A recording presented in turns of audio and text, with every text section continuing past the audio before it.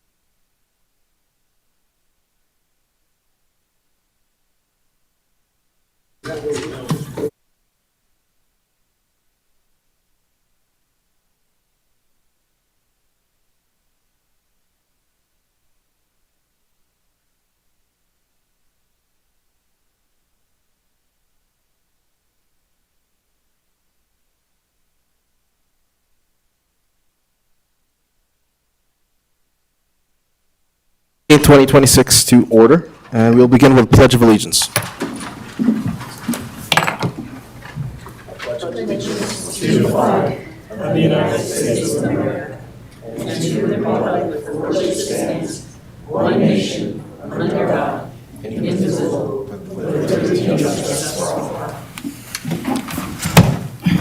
Clerk Beck, could we please get a roll call? Mayor Tapia Vega, Here. Mayor Pro Tem Barnes, Good evening. Councilor Bollier, Good evening. Councilor Friedland, Here. Councilor Gallegos, Good evening. Councilor Gianola, Here. Councilor Jensen. Here. Mayor, we have a quorum. Thank you so much. Tonight's first order of business, of course, is public input. However, council, I will ask, just try to get general consensus, would it be okay with you all, and if there's any opposition, obviously we won't, but is there any chance the cemetery subcommittee could have maybe 5 minutes up front just to give a quick update, and then we'll go to public input? Right, seeing no opposition, we will give a quick update up front. And actually, I was going to say I go first, but I feel like I always go first when we talk about this. So let me hand it off to Councilor Bollier. Sure. Thank you, Mayor. Happy Tuesday, everybody. Thank you so much for coming.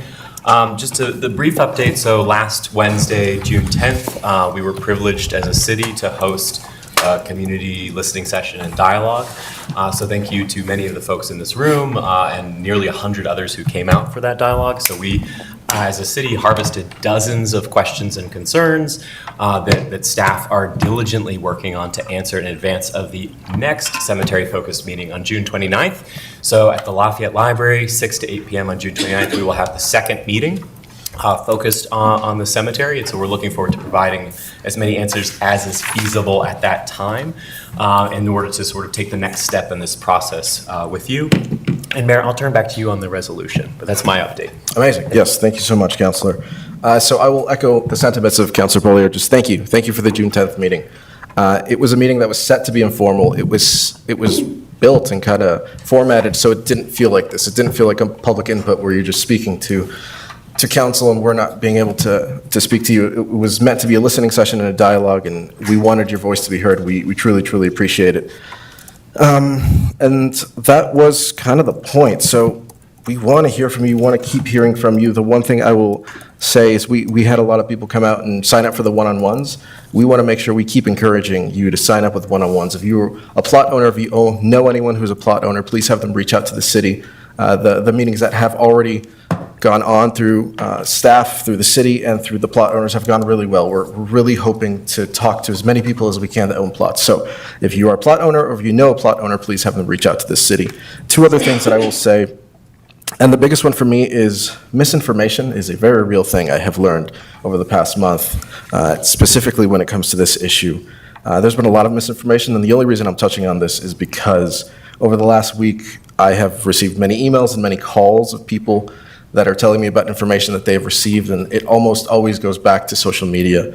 But I just want to make a few things really, really clear. First and foremost, Resolution 2026-13 came to us on May 5th, and unanimously, the council voted not to pass that resolution. So for once and all, I just want to say that did not pass. Resolution 13 of 2026 did not pass. It was unanimous, and as many people, I know a lot of people are angry, they're sad, they're very passionate about that issue, but that resolution did not pass. And the other thing is, there's a lot of people that told me council is going to take action tonight. There is no action tonight being taken by council. We will not take any action on any resolution for the cemetery until after the June 29th meeting, which is our next meeting for the cemetery subcommittee, which our councilor spoke about. And the last thing I will say is we're really looking forward to June 29th. There's so many questions that you all had for us, so many things that you all had for us, and we want something tangible to come back. We want to have as many answers as we can for you. And with that, I will say there will likely not be a perfect answer. There will be some answers that just, it's a difficult situation, right? The more we research this and the more we look at this, we find that this has been deferred for a very long time. These issues started long before I was even born. So what we're doing now is trying to take responsibility as a city, as a council, and do the right thing. But unfortunately, that may not be perfect. But we will try to get as close to perfect as we can. So with that, we appreciate the few minutes up front for our cemetery subcommittee to give you all a quick update, and we will move right into public input unless any other councilor has anything to add. Fantastic, right into public input. As is usual, you have 5 minutes to speak. If you want to speak, just fill out one of these speaker request forms. They're in the back through that glass door and hand it over to our city clerk. You will have the 5 minutes to speak, and the little clock in front of you will tell you exactly how much time you have left. If you're not here present and you still wish to speak to council, you can do that. You can call us. That phone number is posted on our website. And with that, we will begin. Our first speaker tonight, we'll hear from Alan Garcia.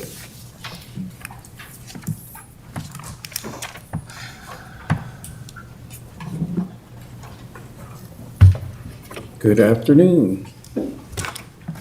Under Colorado law, cemetery plots and personal property granting an easement of right of burial, not direct real estate title.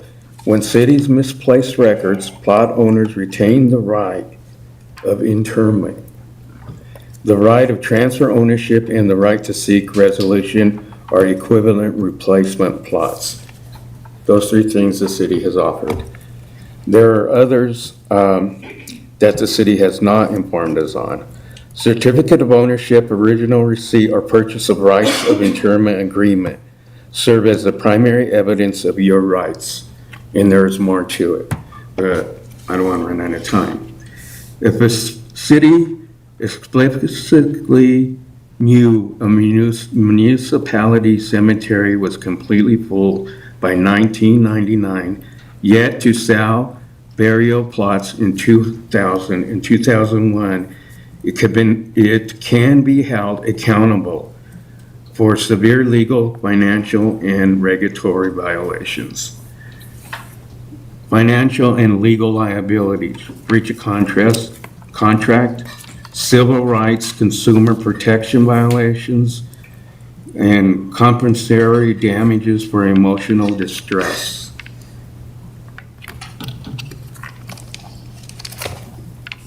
If a city is found guilty in a lawsuit, the plaintiff typically pays for their own fees, unless a specific civil rights or fee-shifting statute applies.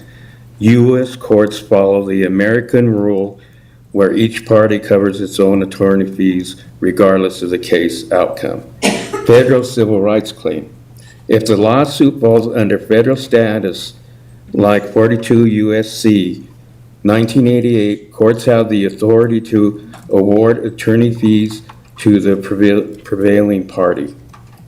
Specific state statutes. Many state statutes contain fee-shifting provisions if the city violates a specific environmental, zoning, or public records law that explicitly allows that the city can be liable for your fees.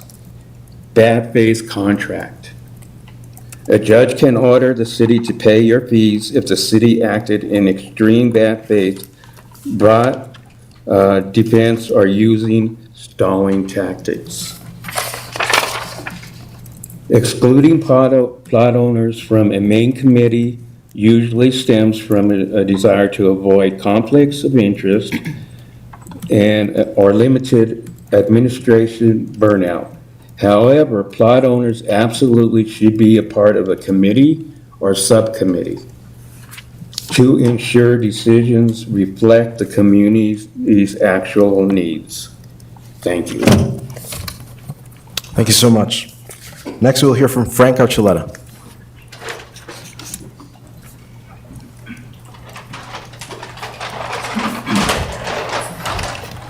Thank you, Mr. Mayor, council members. I appreciate for the last couple of weeks back that you all went to the cemetery with me to see the areas that are open up there, okay? And also I'd like to thank Melissa Heisel, she also attended, so every council member did go. Now, staff did not release all the SWCA report information to council or to the public about the plots here. I'm going to May 5th, City Council Agenda Memo. The key findings of GPR survey included 4 bullet points. This is on page 5 now. Basically, through the executive summary, staff did not include, given the density of the graves in the cemetery, recommended that any excavation be undertaken with extreme care. That was in basically your council agenda memo on page 5. Now, staff had SWCA environmental consultant ground penetration radar report since February. This is the report right here, since February. And I do not believe you've all seen it right here, but yet on this report, I'm just going to show you, these are the grits right here. There are 9 grits, 9 different grits right here. I want you to understand, 9 grits here. And what Doug Conrose did, he went through the Open Records Act, basically, and he blew it up right here. This is the map right here that Doug did. Council, basically, if you can't get the information, perhaps maybe you ought to go through Cora, through staff, if you can't get information.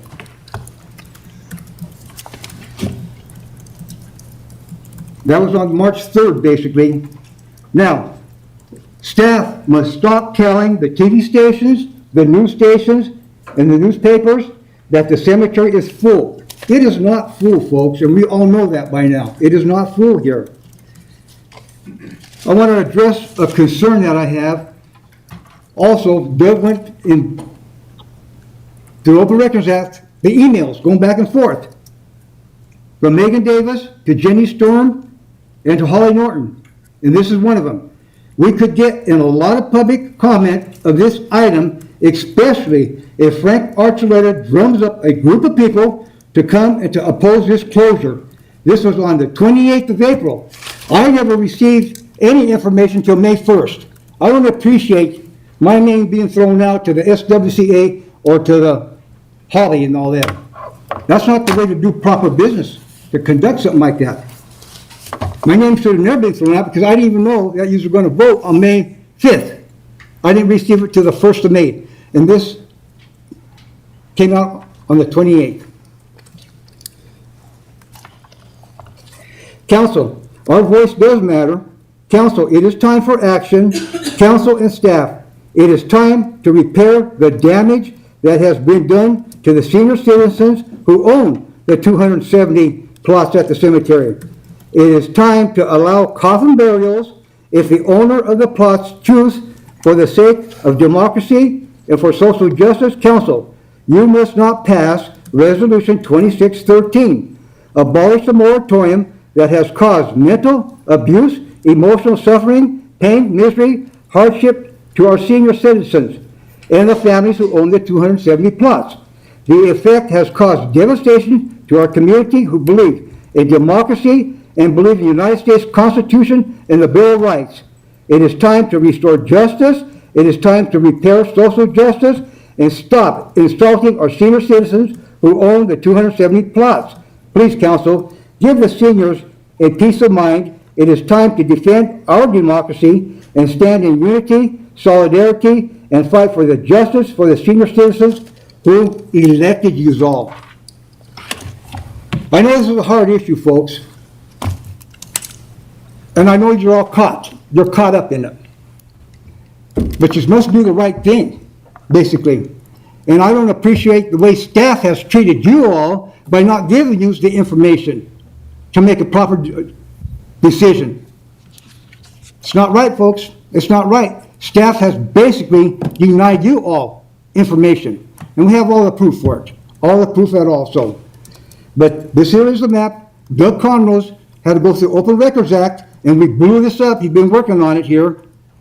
And this shows. You want to walk by him and show all the areas that are open.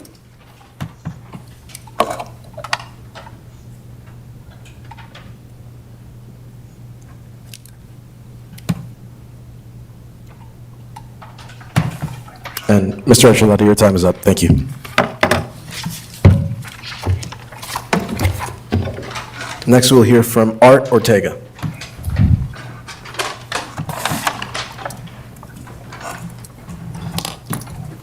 Hello, my name's Art. I'd like to thank Frank for being on top of this. He represents us all, and he's doing a great job. Thank you. Our family's been here since 1914, around there. My grandpa, my dad, uncles, aunts, buried in that cemetery. I want to thank the council. It's a beautiful little cemetery. It's almost a little wildlife preserve if you go in there. Birds, everything that's been there since I was a kid. It's beautiful. My dad bought two plots from two people that moved out of town. They advertised in the Boulder Camera. Did that about 12 years ago. He was really concerned about his burial. So we did bury him there. I looked in that hole, and I'm an electrician. I've done a lot of digging.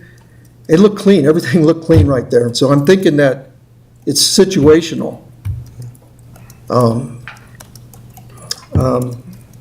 Whether or not there's, I guess, bodies buried. But as Frank said, I think that all the people who own a plot deserve to bury their loved ones there. So, thanks a lot. Thank you. Next, we'll hear from Gary Posey.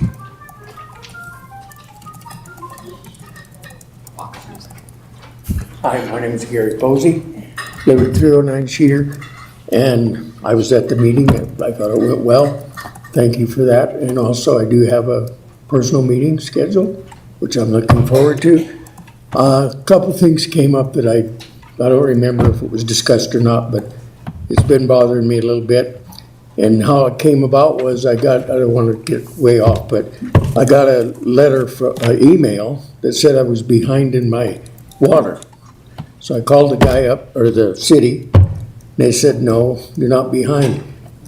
Well, after the conversation, I find out this is all contracted out, our city billing for the water. So that got me thinking about the cemetery. We have a historical place here. Why is it contracted out? Why can't the city take care of that cemetery? And I don't think that came up the other day, but a contractor is a contractor. He's there to make money. And I don't know where you guys get your input about what goes on at the cemetery, but I'm sure they have some.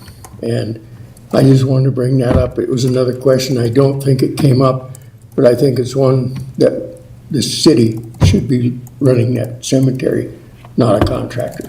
Thank you. Thank you so much. Next, we'll hear from Danelle Dondelinger.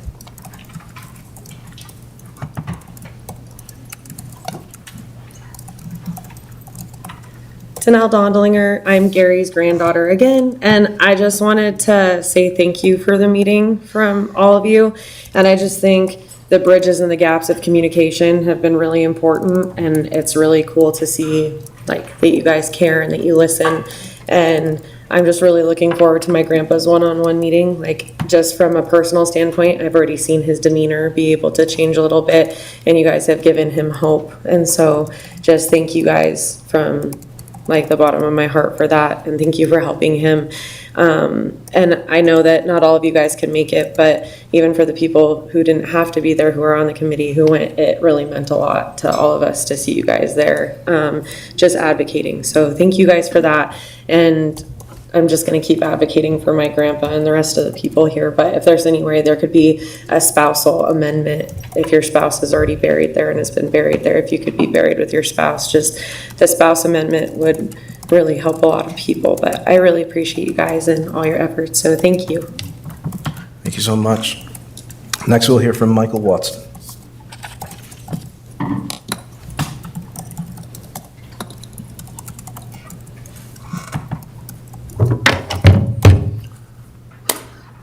First of all, I'd like to start off with an apology. I know I can be a little bit intense, and I know I have been insulting to some of you. I have my last time public speaking. I was in the military, and I think that I'm scared when I get up here and talk. And I think a lot of people are. And please keep that in mind when you're listening to public comment. It's a really scary thing to do. And y'all make it look easy because you get up there and you talk every single night, and you're articulate, and you're succinct, and make good points, and you're funny. And I think for someone who doesn't do that on a regular basis, it's really hard. And when you get a bunch of people coming out evening after evening for multiple months, telling you the same thing over and over again, I really think you should listen. And I'm not gonna get angry or upset, but I do think that this has kind of been a master class in a lot of things going wrong and how not to approach a situation like this. This is a deeply personal issue for the individuals who have plots there.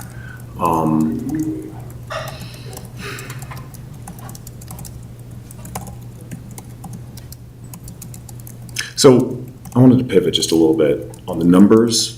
And because I've heard multiple people say the cemetery is full. And one question that I'd like to have added to the list of questions for the 29th, when did this happen and how long has it been going on? Because mathematically speaking, the last, if you put the cemetery out on a grid, and there's a distribution of unknown plots there.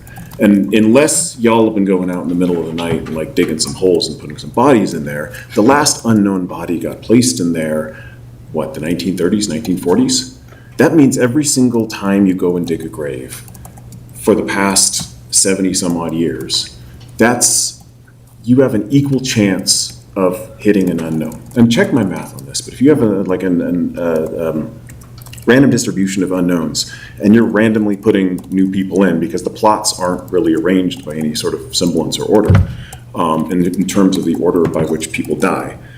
But every single one of those is going to be placed, there's a probability that it's going to hit one of the unknowns. Every single time you dig a hole in that cemetery, there's a probability. And I'm not saying that it's zero, but I'm also doubting that it's 100%. Because if it were 100%, we would have been hitting bodies every single time for the last 75 years. And I hope to God that we haven't. And that for that to be happening, and this is the first time we hear about it, I think the city would probably get in a lot of trouble. But I guess this problem is the sort of thing that is solved with conversation. And when it's an artificial conversation, when I'm asking a question and I'm not getting a response for another couple weeks, if ever, it puts people or at least it puts me into a defensive frame of mind, where I'm going up there thinking, y'all are the bad guys, and these are the good guys. And maybe it's not as simple as that. I mean, I know that you put something like as simple as a pane of glass between me and my neighbor on the road when we're driving, and all of a sudden, if they dare to cut me off or do anything that offends me, they are a monster deserving of death. And this sort of setting simulates that, where like all people have really been asking for is a chance to sit down with you as part of a committee, as part of a group, as part of a meeting, as part of a dialogue, and have a conversation, be able to ask a question, well, why is this happening now? What about this specific thing? Can I be buried with my loved ones? And get an answer right at that moment, case by case, and hear from the people who've been in this and driving it for, since what, last November, October? Maybe get letters or emails sent over to the state archaeologist to get some clarifications on some of her statement, maybe pull some more information from SWCA. I will kind of echo, I know I'm going all over the place, I apologize. This is why I stay angry, because it's easier for me to be articulate. But maybe it would be possible, if you look at the email traffic, the bouncing around between city staff and the state archaeologist and SWCA, I think there's some open questions there as to why it was done the way it was done. And if anybody wants to sit down and go through all of those, I please, like, I'm sort of second best coffee in town. I'm not saying who the first best is, but I'm up there near the top. So come on over, and I'm happy to go through everything that I know and just have a conversation, and maybe we can solve some things. Thank you. Thank you. Up next, we'll hear from Vicki Euland.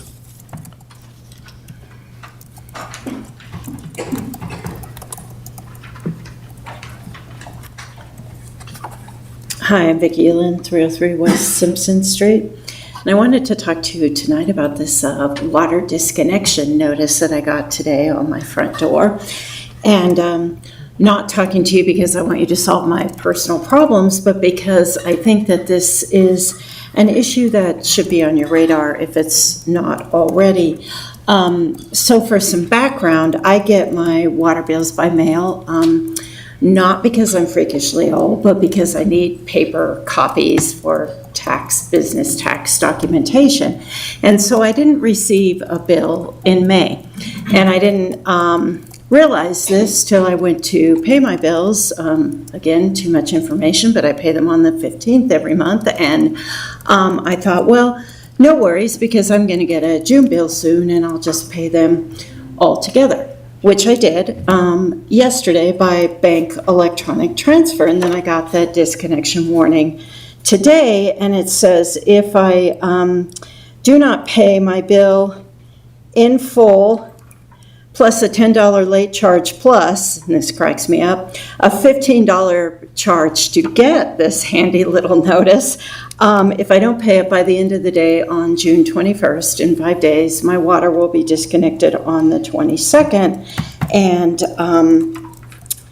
it would cost $35 to turn it back on. And all of the documentation in here is basically just kind of a series of threats. If you don't do this, this will happen, all this. And so I'm looking at this and I'm thinking, where's the part about like what the city can do, and can the city help, and what are my recourses other than this series of threats? So I sent an email to Jeff Arthur, our Public Works Director, and he responded very quickly, very helpfully, and said some interesting information about they've gotten quite a bit of chatter from people that they're receiving their bills in the mail quite late, and I believe their payments are also coming back quite late, and that electronic bank transfers can take as long as 10 days, which also screws up the system. He also said that on June 8th, I had been mailed a notice that my bill was in arrears, a $10 late fee, and that if I didn't pay it by June 15th, I would get this disconnection notice. Well, I never got that. I never got that in the mail. The only indication I had that there was an issue with my account is this disconnection warning. So I told Jeff that, And he said they were going to look into, because I said, it feels really tight that you get a final notice, you've got 8 days to pay it, or then you get this door hanger and you've got 6 days to pay it, and then your water's just gone, And that is, if I did the math correct, is only 45 days after somebody missed the deadline for paying their bill. So he said he was going to look into this, and then I heard from Katie shortly before the meeting saying that this was also on her radar. And I wanted to bring this up because back when Christine Berg was mayor and the city was installing smart meters, there was a lot of chatter that some of you guys may remember from people saying that they were being billed incorrectly, they were being overbilled. They were getting late notices like a week after their bill went out, and they were still protesting it. So I and some other residents met with Christine and the finance director, and we worked out an ordinance to change the late fees. I think they might be 30 days. I'm not sure about that. And also the disconnection warnings. And so I'm thinking that maybe that needs to be done again. And Katie mentioned that maybe there might be a looking at the code, especially in light of how much our water rates are going up every year. I mean, it's a sore subject to start with. And then if, people are getting these disconnection warnings, I'm assuming I'm not the only one. So thank you. Appreciate your time. Thank you so much. Next, we'll hear from Kathy Erickson.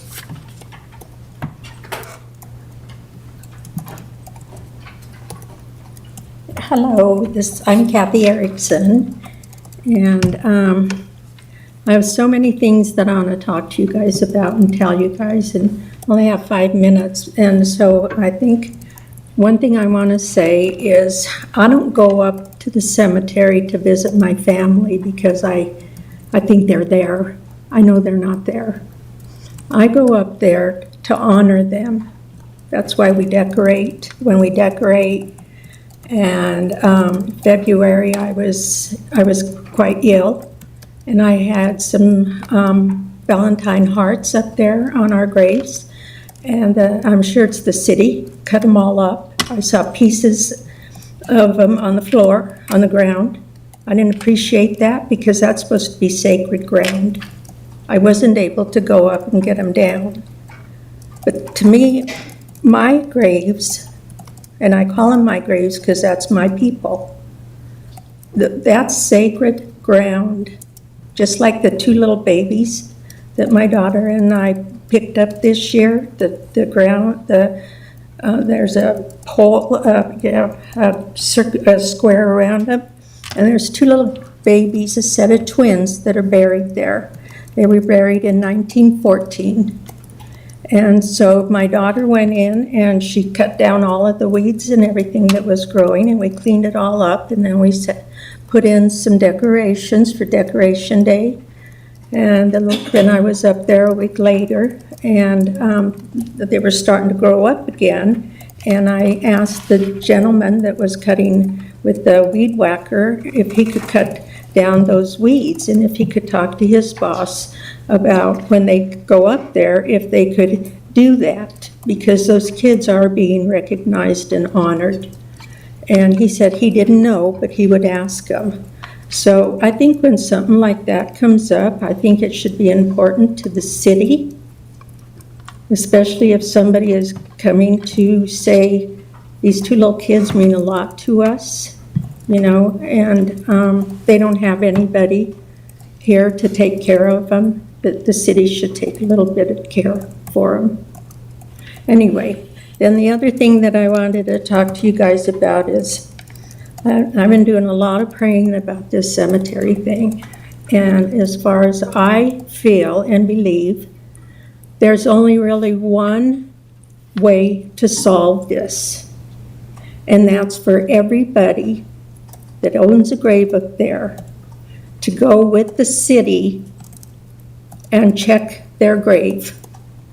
Whoever they need, whatever equipment they need to be up there together to check that grave.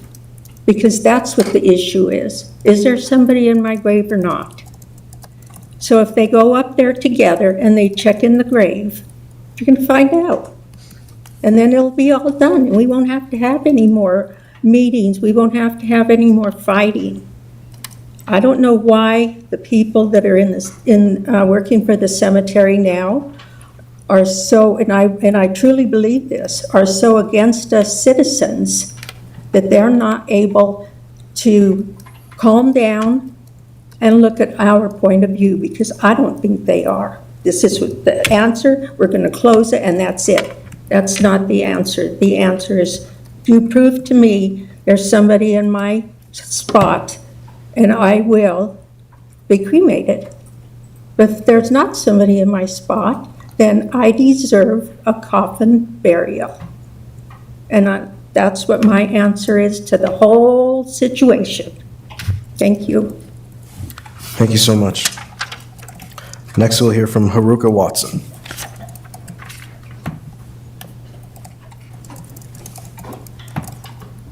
Haruka Watson, Haruka Watson, 708 South Carroll Avenue. I have heard several people talking about like open space in the cemetery, and earlier today I went through and took a little screenshot of the map that was sent out, and then found all of the available areas in the map. And can I like pass this around? Is that okay? Sure.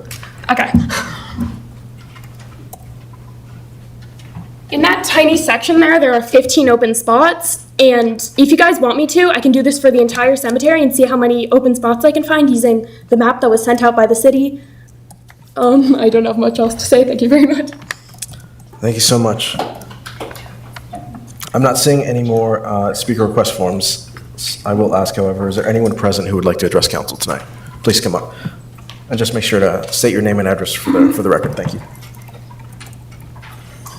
My name is Aaron Eckhoff at 811 Sundown Way, and I just wanted to say I was at the meeting on the 10th, and I thought it was a good meeting to have, with a good starting point to start that dialogue. I appreciate that. I just wanted to say I'm going to continue to keep advocating for Gary Posen. That's what I'm here for. So I think, you see the support that comes out for everybody all the time, and I think that's cool to see the city rally around something and how important it means to them. So I appreciate you guys taking the time to do that, but I just want to say, you guys keep fighting, and we'll keep fighting too. Thank you. Thank you so much. I will ask once again, is there anyone who hasn't had the chance to speak that would like to address council tonight? Seeing no one else, I'll turn to our city clerk to see if we have any calls. No calls tonight. Great. Thank you all so much. With that, we will close public input for tonight. Mr. Mayor, would it be okay if we briefly respond just to the handful of folks on the cemetery piece? Would council be okay with us? Well, I'm sorry, I was side chatting and I didn't hear what you said. I apologize. Councilor Bollier asked just to see if council would be okay with responding to a couple of the comments that were tonight, briefly. Not seeing any opposition. Councilor Bollier, please. Thank you, Mr. Mayor. Thank you so much, folks, again, for coming out this evening and sharing the updates. The change in tone means so much, because I think we collectively missed the mark a couple months ago, not just staff, council too. And so the fact that we're hearing in your words and in your tone recognition that we're collectively navigating towards a better outcome means a great deal. So please stay the course with us. The 29th is coming up. We are going to get to a resolution. As the mayor has said, there's no perfect outcome, but please stay the course with us. I did want to note, there are one-on-one meetings available. Many folks have taken advantage of that. I would ask our city manager, do you know the phone number offhand, Katie, to set that up? I can't I'm remember. looking to staff, but they're a lot quicker than I am. Okay, sorry. All right, for folks, it's 303-604-3511. The city does want to dialogue with you one-on-one. I think we set up approximately 30 following June 10th. So we want to have those conversations. Please have those conversations. We are still going to have the meeting on the 29th, and several of the questions that were raised this evening, we will make sure that the team tries to address on the 29th. So thank you again for coming out. The 29th is coming up. We're going to keep tackling this issue together. And I just want to have a special appreciation, Mr. Watson. It takes a great deal of courage to apologize in public, so I'm really proud of you. Thank you. Thank you, Mayor. Thank you so much, Counselor. Okay, with that, we'll move on now to consent agenda. And we have a few items tonight, including Agenda Item A, May 19, 2026 City Council meeting minutes. Agenda Item B, May 26, 2026 City Council workshop summary. Item C, first reading for ordinance number 12, Series 2026, repealing and reenacting Chapter 30 and repealing Article 3 of Chapter 45 of the Code of Ordinances, adopting by reference codes regarding building, residential, fire, existing building, plumbing, fuel, gas, mechanical, swimming pool and spa, property maintenance, energy conservation, electrical, and wildlife resiliency regulations, and the 2026 Lafayette, Colorado Building Code, and setting forth related details. Agenda Item D, a motion authorizing a lease renewal agreement with 201 North Public LLC for the property located on 201 North Public, and authorizing city manager to execute the agreement. And two items under Agenda Item E, items pertaining to water and wastewater facility maintenance services. The first being a contract, Direct Discharge Consulting LLC, on-call repair and maintenance services, and the second being another contract, Quantum Pump and Controls LLC, on-call repair and maintenance services. Are there any items council would like to pull tonight? Not seeing any, I'll take a motion. I move to approve the consent agenda. Second. We have a motion, we have a second. Any discussion of this? Seeing none, all those in favor say aye. Aye. Anyone opposed, say no. No one opposed, that passes unanimously. Thank you so much. Moving on to proclamations, we have 3 proclamations tonight, and for the first, I will turn it over to Council Bollier. Thank you, Mr. Mayor. This one will be fun. All right, so the proclamation is America 250. Colorado 150. And there's a word in here that I have been practicing to say, so please bear with me. Whereas the year 2026 marks the 250th anniversary of the signing of the Declaration of Independence, and whereas the year 2026 marks Colorado's 150th anniversary of statehood, and whereas Lafayette, founded in 1888, has contributed proudly and significantly to the history of our nation and our state for more than 138 years, and whereas, in 2016, the United States Congress established by joint resolution the America 250 Commission to encourage observance of our nation's 250th anniversary.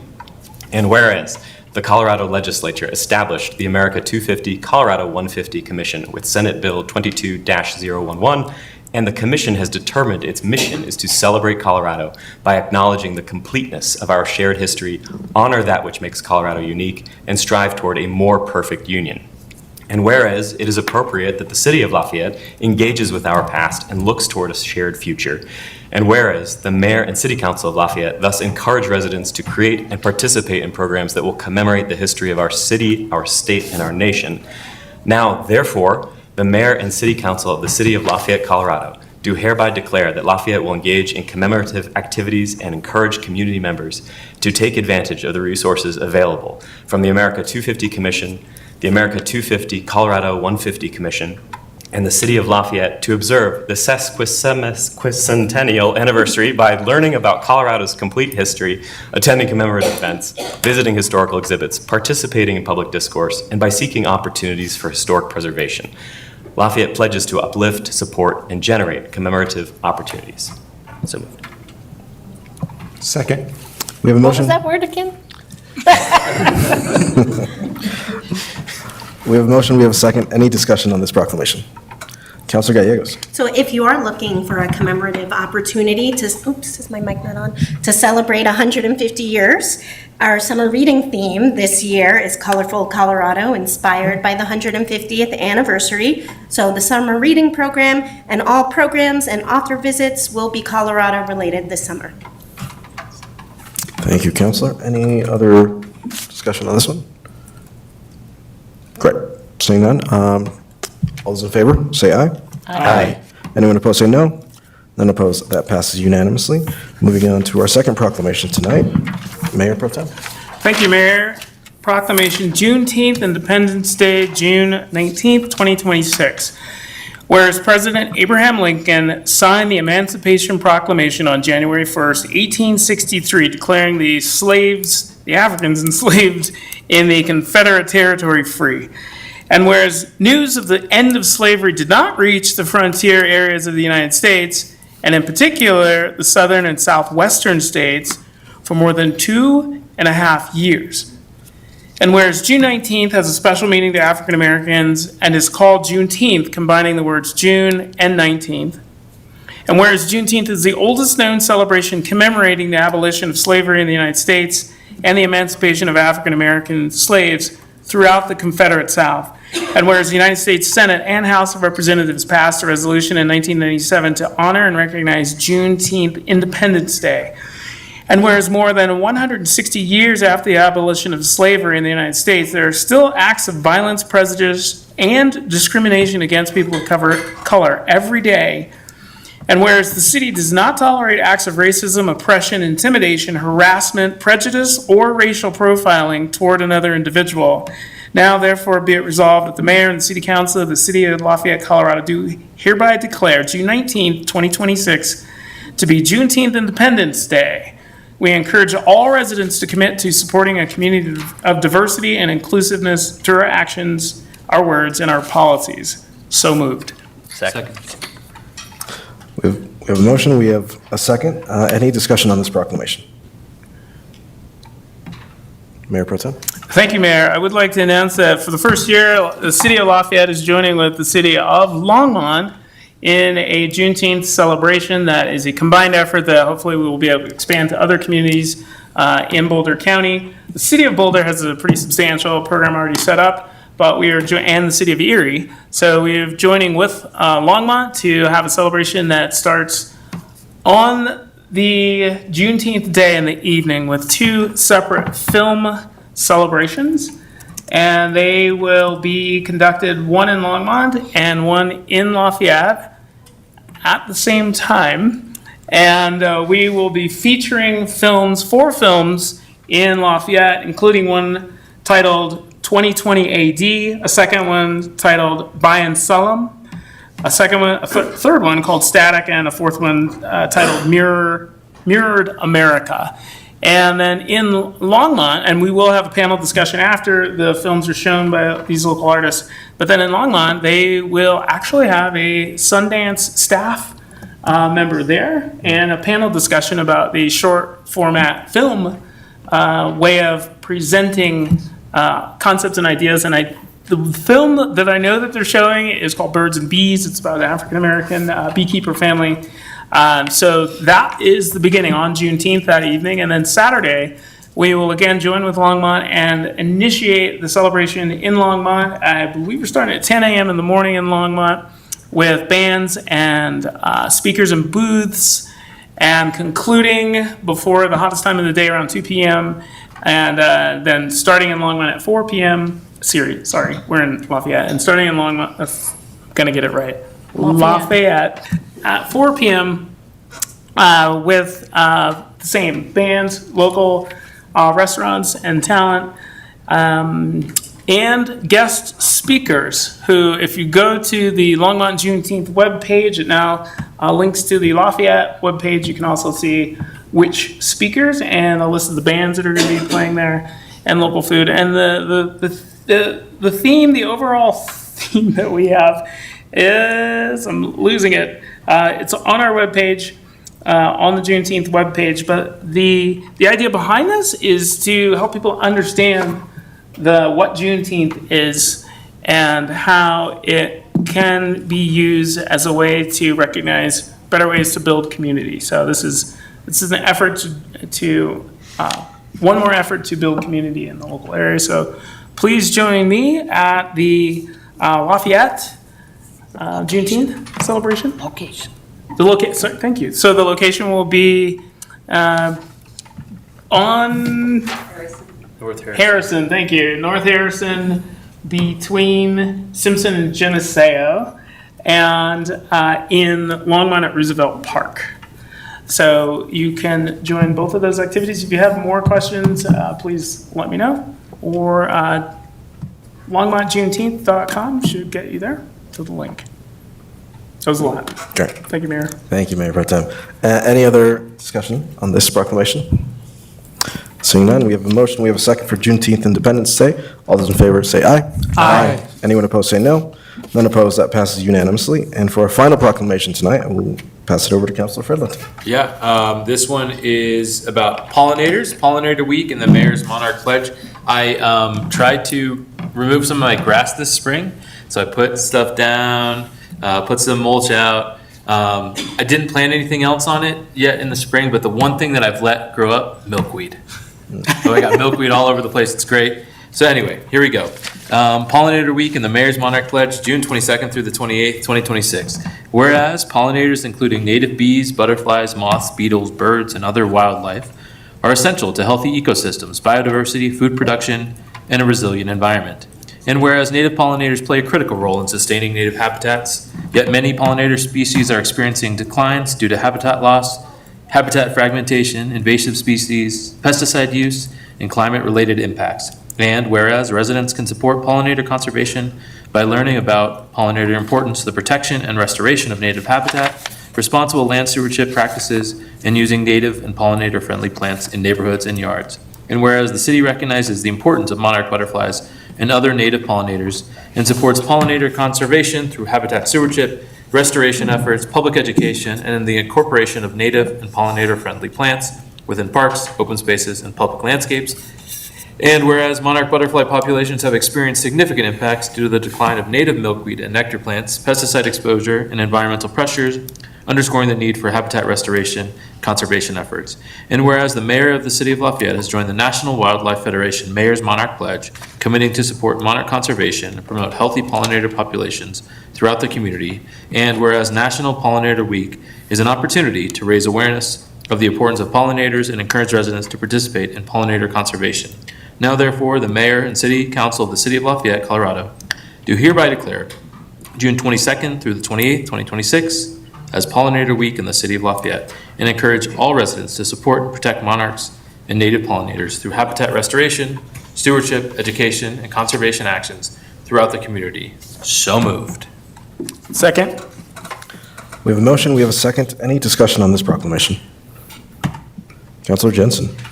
I just wanted to say, the city has worked with Resource Central to create the garden, to get a discount for our residents for the Garden in a Box program, which includes a pollinator box specifically. So if you are a gardener, last I looked, they still had some, but they might be out because we're getting out of the spring planting season. But for future reference, if you are a gardener and you want to help with pollinators, you can get a discount on the Garden in a Box at Resource Central. Great. Any further discussion? Mayor Pro Tem? Thank you, Mayor. I'd just like to say that this effort to, and I think since I've been on council, we've been always focused on supporting our community. And that goes from safety and justice, and when people are in need, we've been able to rely on partners like Sister Carmen. And I really am happy to see that it is now reflected upon pollinators. And when a lot of people really get concerned about the future of the ecosystem and our health, this is one simple thing that you can do to support your community, is be aware of it, take care of them, and the pollinators will do an immense amount for us. We have a pollinator channel through the Denver area, from the pollinator, from the butterfly pavilion, all the way through Lafayette and moving up. And what we can do is what we should do. Not everybody can make big changes in our community, but as long as the city is giving back to the community and this community feels supported, and when the community has needs, addressing those needs, and when we have the capacity, and there's one thing we can do to support our community, I'm so glad that we've always done so. And I'm going to stop talking because it's a little abstract, but I think this is one of those beautiful ways that we can support the quality of life and the sustainability and the resilience of our entire community. Thank you so much. Any, Councilor Gianola? Thank you, Mayor. I'll just give a shout out to the group that is partnering with, I think, the Butterfly Pavilion to do the pollinator district designation, and now the name slips my mind. Friends of Coal Creek? Friends at Coal Creek. They also will evaluate your garden to determine if it qualifies as a pollinator district. And I believe some of our council members have pollinator district designation in their garden. But I saw recently that they put out an announcement that there's a new pollinator corridor in Lafayette. So, if you get your garden designated as a district, maybe you can help contribute to expanding that corridor or making a new corridor. Councilor Gallegos, I saw your hand up. Yes. So I'm someone who suffers from pretty bad seasonal allergies, and I just wanted to thank the contributions of our pollinators. I'd rather take local honey, local honey, I'm laughing. Local honey over allergy medication. So thank you, pollinators. Good, thank you. Any further discussion or comments on this proclamation? Seeing none, we have a motion, we have a second for Pollinator Week and the Mayor's Monarch Pledge. All those in favor say aye. Aye. Anyone opposed say no.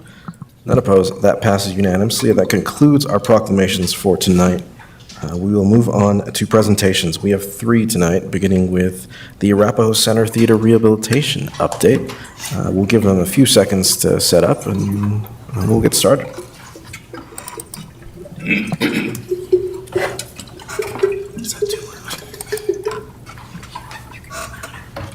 Good evening, Mayor Tapia Vega and City Council. Thank you so much for having me here tonight to give you an update about the progress of the Arapahoe Center rehabilitation.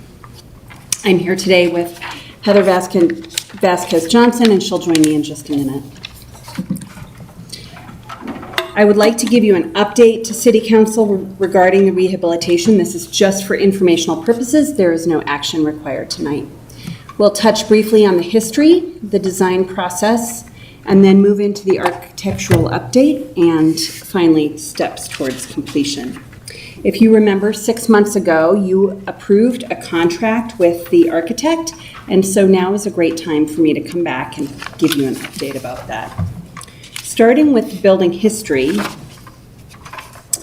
well, it was built as a church in 1893. The Arapahoe Center Theater is a great example of how adaptive reuse can help a community. Beginning in 1918, it was first used as a hospital and morgue during the Spanish flu.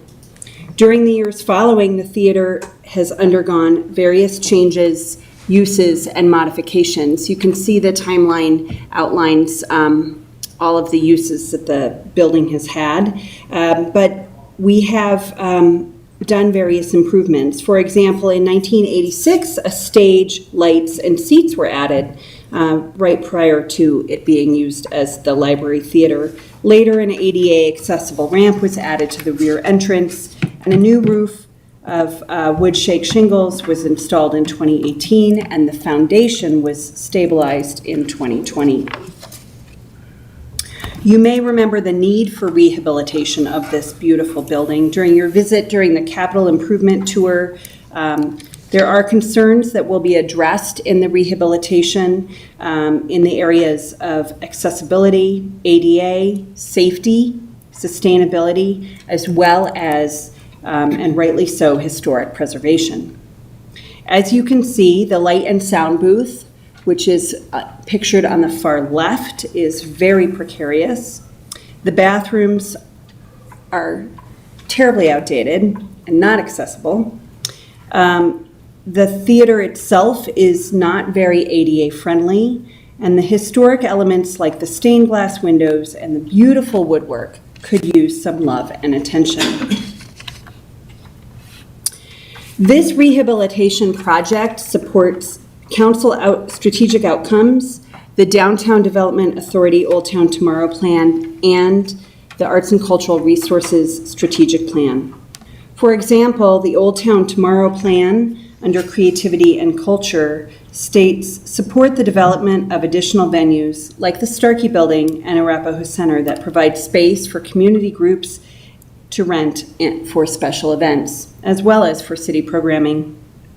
The Arapahoe Center Theater sits in the DDA's Harrison Simpson Hub, Harrison and Simpson Street Hub, which goes down towards the historic Main Street of Lafayette. It has a cherished character with both residential and commercial properties. Efforts focus on drawing people from Public Road down Simpson Street and Harrison Street, and historic preservation, rehabilitation, and adaptive reuse are critical to the success of that hub. I'll touch briefly on the design process and how we got to where we are today. This is definitely a multi-year project. In 2023, we began working with a conceptual design team at the same time as working on the Starkey building design plans. We focused on the Starkey building when the concepts were done and the Starkey construction was finished in June of 2025. We picked this project up again last summer, and we've been working with our partners in order to design a rehabilitation project that will serve both community and city needs.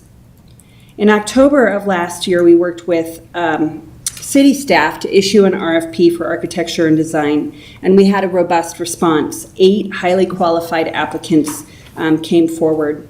Last December, I brought a contract to you for approval. In January, I went to the Historic Preservation Commission and gave them an update on the project, so they would be in the loop as we move through these steps. Through our RFP process, we selected the highly qualified Epstein-Ewen architects. Heather Vasquez Johnson is joining us today to give you an update on the progress of the project towards our architecture documents. Thanks, Heather. Thank you, Rachel. Good evening, everyone. Thank you for having me here. As Rachel said, I am Heather Vasquez Johnson. I'm a senior project architect with EUA. I'm going to call it EUA because that's easier than Epstein-Ewen Architects over and over. We are excited to be working on this little project. It is quite a special little building, and we always love the opportunity to help enhance and maintain a community asset, which this building definitely is. Can you speak up just a little bit? Yes, sorry, I can absolutely speak up. Just a little background, myself and my colleagues, I am the only one here, but I have 2 colleagues back in the office who are helping with this project, and we have really a robust resume and background in historic preservation work, kind of varying from National Register nominations to adaptive reuse and additions and kind of reconstructions of work. Some of our notable things here locally are listed on the screen, but includes things like North High School, work at the State Capitol Building, the historic Elitch Theater, Denver Union Station and the Crawford Hotel, and McNichol Civic Center in Civic Center Park. Very briefly, our process at EUA is kind of a 4-step process of discover, design, deliver, and perform. And we've really gotten through the discover process, and we are currently in our design process. So what we did as part of that discover process, as Rachel mentioned, that is really us getting to know the building and getting to know the program and understand what happens there. So we went out, took a lot of photos, measurements, a digital scan, really heavily documented what we have here, as well as sat with Rachel, the current tenant, Lafayette Theater Company, to understand kind of how the building is being used now and how it wants to be used in the future. And with that, looks like we have a little block out there, but we worked very hard to kind of go through and validate the work that was done in 2023. We didn't want to throw that baby out with the bathwater, but wanted to really test and make sure that all of those things were still valid and still what we want to do here. So really our charge from Rachel and from the team is that we wanted to remove the tiered risers and fixed seating and the stage and allow for the space to be used in a more modular and flexible way, to update it for accessibility, ADA, and to provide an actual space for gathering in the lobby, as well as kind of a broad infrastructure update. So on that, the first thing we did before we did any design work was hold a community open house. Some of the boards that are on the screen here are things that we asked for input from the community on. They ranged from things of what kind of activities do you like to see here, all the way to what kind of seats would you like to sit in the theater. We got a lot of great feedback. We had a lot of input on those design items. We also heard very loud and clear from several members of the community that their biggest concern with the project was the proposal to put the addition on the rear and reallocate the primary entry from Simpson Street to the back of the structure. Heard that very loud and clear. A lot of concerns that that was in violation of the Secretary of Interior standards. So these Secretary of Interior standards are what we use when we evaluate a historic building for work. And they issue guidelines on all 4 of the treatments that they have for historic structures. There's a lot of words here. There are 4 treatments: preservation, rehabilitation, restoration, and reconstruction. In summary, preservation is retaining that structure exactly as it is and just with work there. So if there's any kind of architecture geeks out there, Falling Water is a great example. It's still leaking like crazy, but they are doing what they can to keep it from falling into Pennsylvania River. That's all they're doing to it. Rehabilitation allows for adaptation and alteration to maintain continuous use of a property while still maintaining those elements that are historically significant. Restoration is returning a property back to how it existed at a moment in time, usually what is determined to be the period of significance. And reconstruction is rebuilding something that doesn't exist. So, for example, the reconstruction at Notre Dame Cathedral in Paris. It burned down, they're building it back. This project qualifies as a rehabilitation project, and those are the standards that we will use. It's no longer its original use. We're proposing an addition. We use these standards for how we approach the project and how we design the project. The 2 that kind of fall directly into this project are 9 and 10, which talk about new additions and adjacent kind of related new construction. In that, we also frequently reference preservation briefs that are put out by the National Park Service, who kind of mandates those Secretary of Interior standards.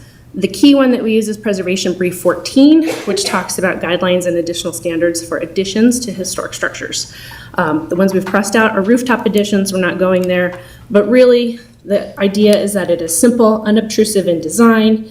It is, where possible, not highly visible from the public right-of-way, like a rear or secondary addition.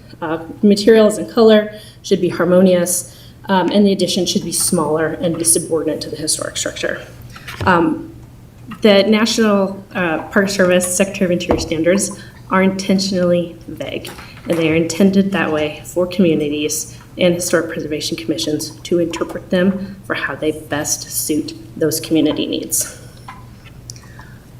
So with that, and knowing that the concern was related to ADA accessibility, our first item of due diligence was seeing if we could, as the community suggested, accommodate an ADA ramp on either Guff Street. Guff was what was suggested.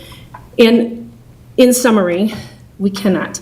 As you'll see on the plan, that red line is the property line. Hopefully this will work, and not on the screen. The red line is our property line, and so the building along Guff Street butts up right to that property line. So the only way to accommodate any kind of accessibility would be to take over the public right-of-way. Typically, that is something that city engineering and public right-of-way do not like, do not care for. We also run into issues with the request and the need to reconstruct that curb cut and from a flare to the current PROAG compliant directional curb cuts for ADA accessibility.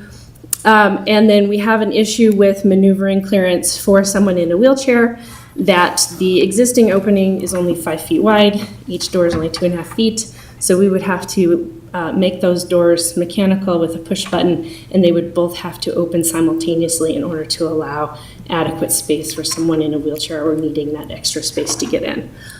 We also feel from a historic standpoint that it starts to take away from the historic structure by having that ramp and those rails on the street.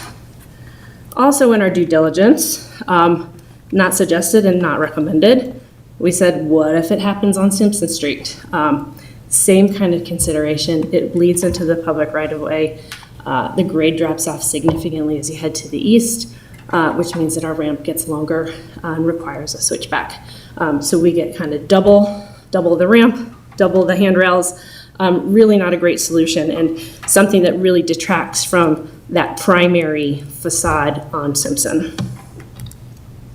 So in our next kind of phase of work, we started to take a look at that original site concept diagram, which with an addition in the blue box and the entrance where that red arrow is shown.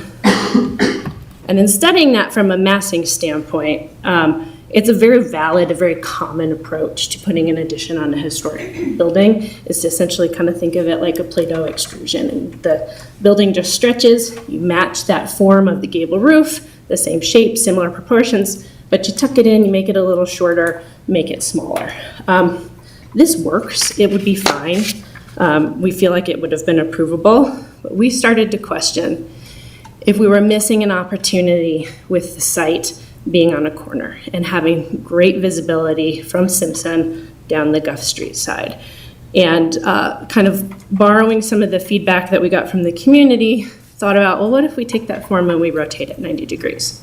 So we studied that. We still have the same form, the same gable, the same proportion, but we flipped it 90 degrees so that that primary entry can now be off of Guff instead of off of the backyard or off of the alley facade. So this is kind of where we are now. We are fully deep in our design phase. These documents were issued to the city at the start of June for historic preservation review. Staff is reviewing that now, and we should be slated for the July 6th meeting. But the addition on the rear stairs, here's our site plan. We are working very closely with our engineers to make sure that we have an ADA compliant parking space off of the alley. We will be replacing the curb cuts in the alley and at the corner to be current ProWag standards. And then our red dashed line shows you what our ADA path would be from the public right-of-way and that parking stall, with a very gentle ramp that goes up through the back to an outdoor gathering space and then into the primary front door for the addition. This is our current plan. As you can see, everything kind of to the left with kind of the grayed out walls is our historic structure. And while the Historic Preservation Commission purview is only on the exterior, there's so much valuable historic fabric on the interior that we felt like it was very important to preserve the volume, the space, and kind of the shape of that performance space as much as possible. With kind of the rotation that we've done with the mass on the back, we have been able to set back the addition 8 feet from the historic structure, which visually again makes it look smaller and more subordinate, and has allowed us to create a little connector piece between the historic building and the addition that kind of helps bridge that gap. We don't have a plan included in here of the second level, but this allows us to have a stair up to a mezzanine and a proper technical booth for whatever performances or shows need to happen up there, 2 ADA compliant public restrooms, as well as kind of our entry and lounge space. One of the things that we're very excited that we were able to do is, whatever we try to do in working with Standard 10, we try to make any addition removable in the future if it ever needed to be. And so trying to make as light of a touch as possible. We're very excited that the single door from kind of the vestibule from the lobby into the performance space, we're able to reuse the door that exists today. We can keep the 2 windows on the south rear facade. One of them will kind of get blanked over for the stair, but the other one that's closer to Guff Street will be able to remain open, and really trying to keep that as light of a touch on the historic property as possible. We have studied and worked with Rachel some options for how this space might be used. So both of these are 2 theater configurations with a stage that is modular and portable. We have also shown an option for a portable ramp for any kind of differently abled performers, as well as on the left, a stageless kind of in the round performance or lecture area. And the item on the right is a setup for a film screening with a projector screen and seats. These are 2 kind of our north and south elevations. The north elevation, again, is kind of the primary key historic feature. The work there is very limited. We'll do some maintenance work on the siding, but mostly we are going to reconstruct that corner column that holds up the porch If you've seen it recently, it's a little wonky and it's missing a lot of its detail. So we will have that recut in the historic profile, give it a proper foundation, and then kind of rebuild the stairs so that they fill that space better. And then the elevation on the left is the elevation of the addition. And this is the Guff Street elevation. The items that you see in red are items that we will remove. We're going to take off the conduit that's exposed, as well as where the old book drop has been boarded over. And then you can see our smaller subordinate addition. Our strategy with materials is to lean onto what is there already. So we are proposing a vertically installed wood siding that, rather than being painted like the historic structure, we will let express its natural wood tones. And then we're going with a dark toned standing seam metal roof and then wall cladding for the connector. And these are some very kind of early working renderings that we've been looking at. So this is our view from the corner of Simpson and Guff. And then what the entry to the theater is starting to look like. So I will hand it back to Rachel. Thank you. Thank you, Heather. So here's a review of our timeline. Next month, we go back to the Historic Preservation Commission to meet with them and request a certificate of appropriateness. That packet of information has already been turned into them, so they can be prepared for reviewing that. Following development of the construction documents, we move into the budgeting stage. We hope that the rehabilitation of the Arapahoe Center Theater will allow it to shine as the gem that it is, and a beautiful anchor in the heart of the original downtown business district. And we hope to provide space for theater, film, and a functional, welcoming, accessible gathering space for future community events. There is an event there this Friday. It's a film event, and so I invite you to come and see the film there and the Arapahoe Center in its current configuration. But we are very excited to see the results, and Heather and I are happy to answer any questions that you might have at this time. Thank Thank you so much. Questions from council? Councilor Gallegos. I had a question about the stained glass. Is that all going to be preserved? And Yes. I remember at one point, I think the capital improvements tour, there was one window that was damaged. So the stained glass windows will receive some care. I know that Heather's team is working on some plans for that. Yeah, there's a report that's already been done on kind of the scope of those. They're already really well protected from the exterior with a storm window. We're going to clean them up, have them repaired as needed, and then we're also proposing adding an interior storm window so they kind of get sandwiched between two pieces of glass to help preserve them for hopefully eternity. But yeah, great, thank you. They are a really beautiful feature of the building. Aren't they leaded? They are, yep. So that's another reason for adding that additional layer on the interior, is just to kind of sandwich that kind of undesirable material so that you can't go up and touch it and lick it and anything gross. Any other questions from Councilor Gianella? Thank you, Mayor. Thank you so much for the presentation, really informative. Early on, Rachel, I think you talked about some sustainability features. Can you just give us a little bit of highlights there of what's in the works?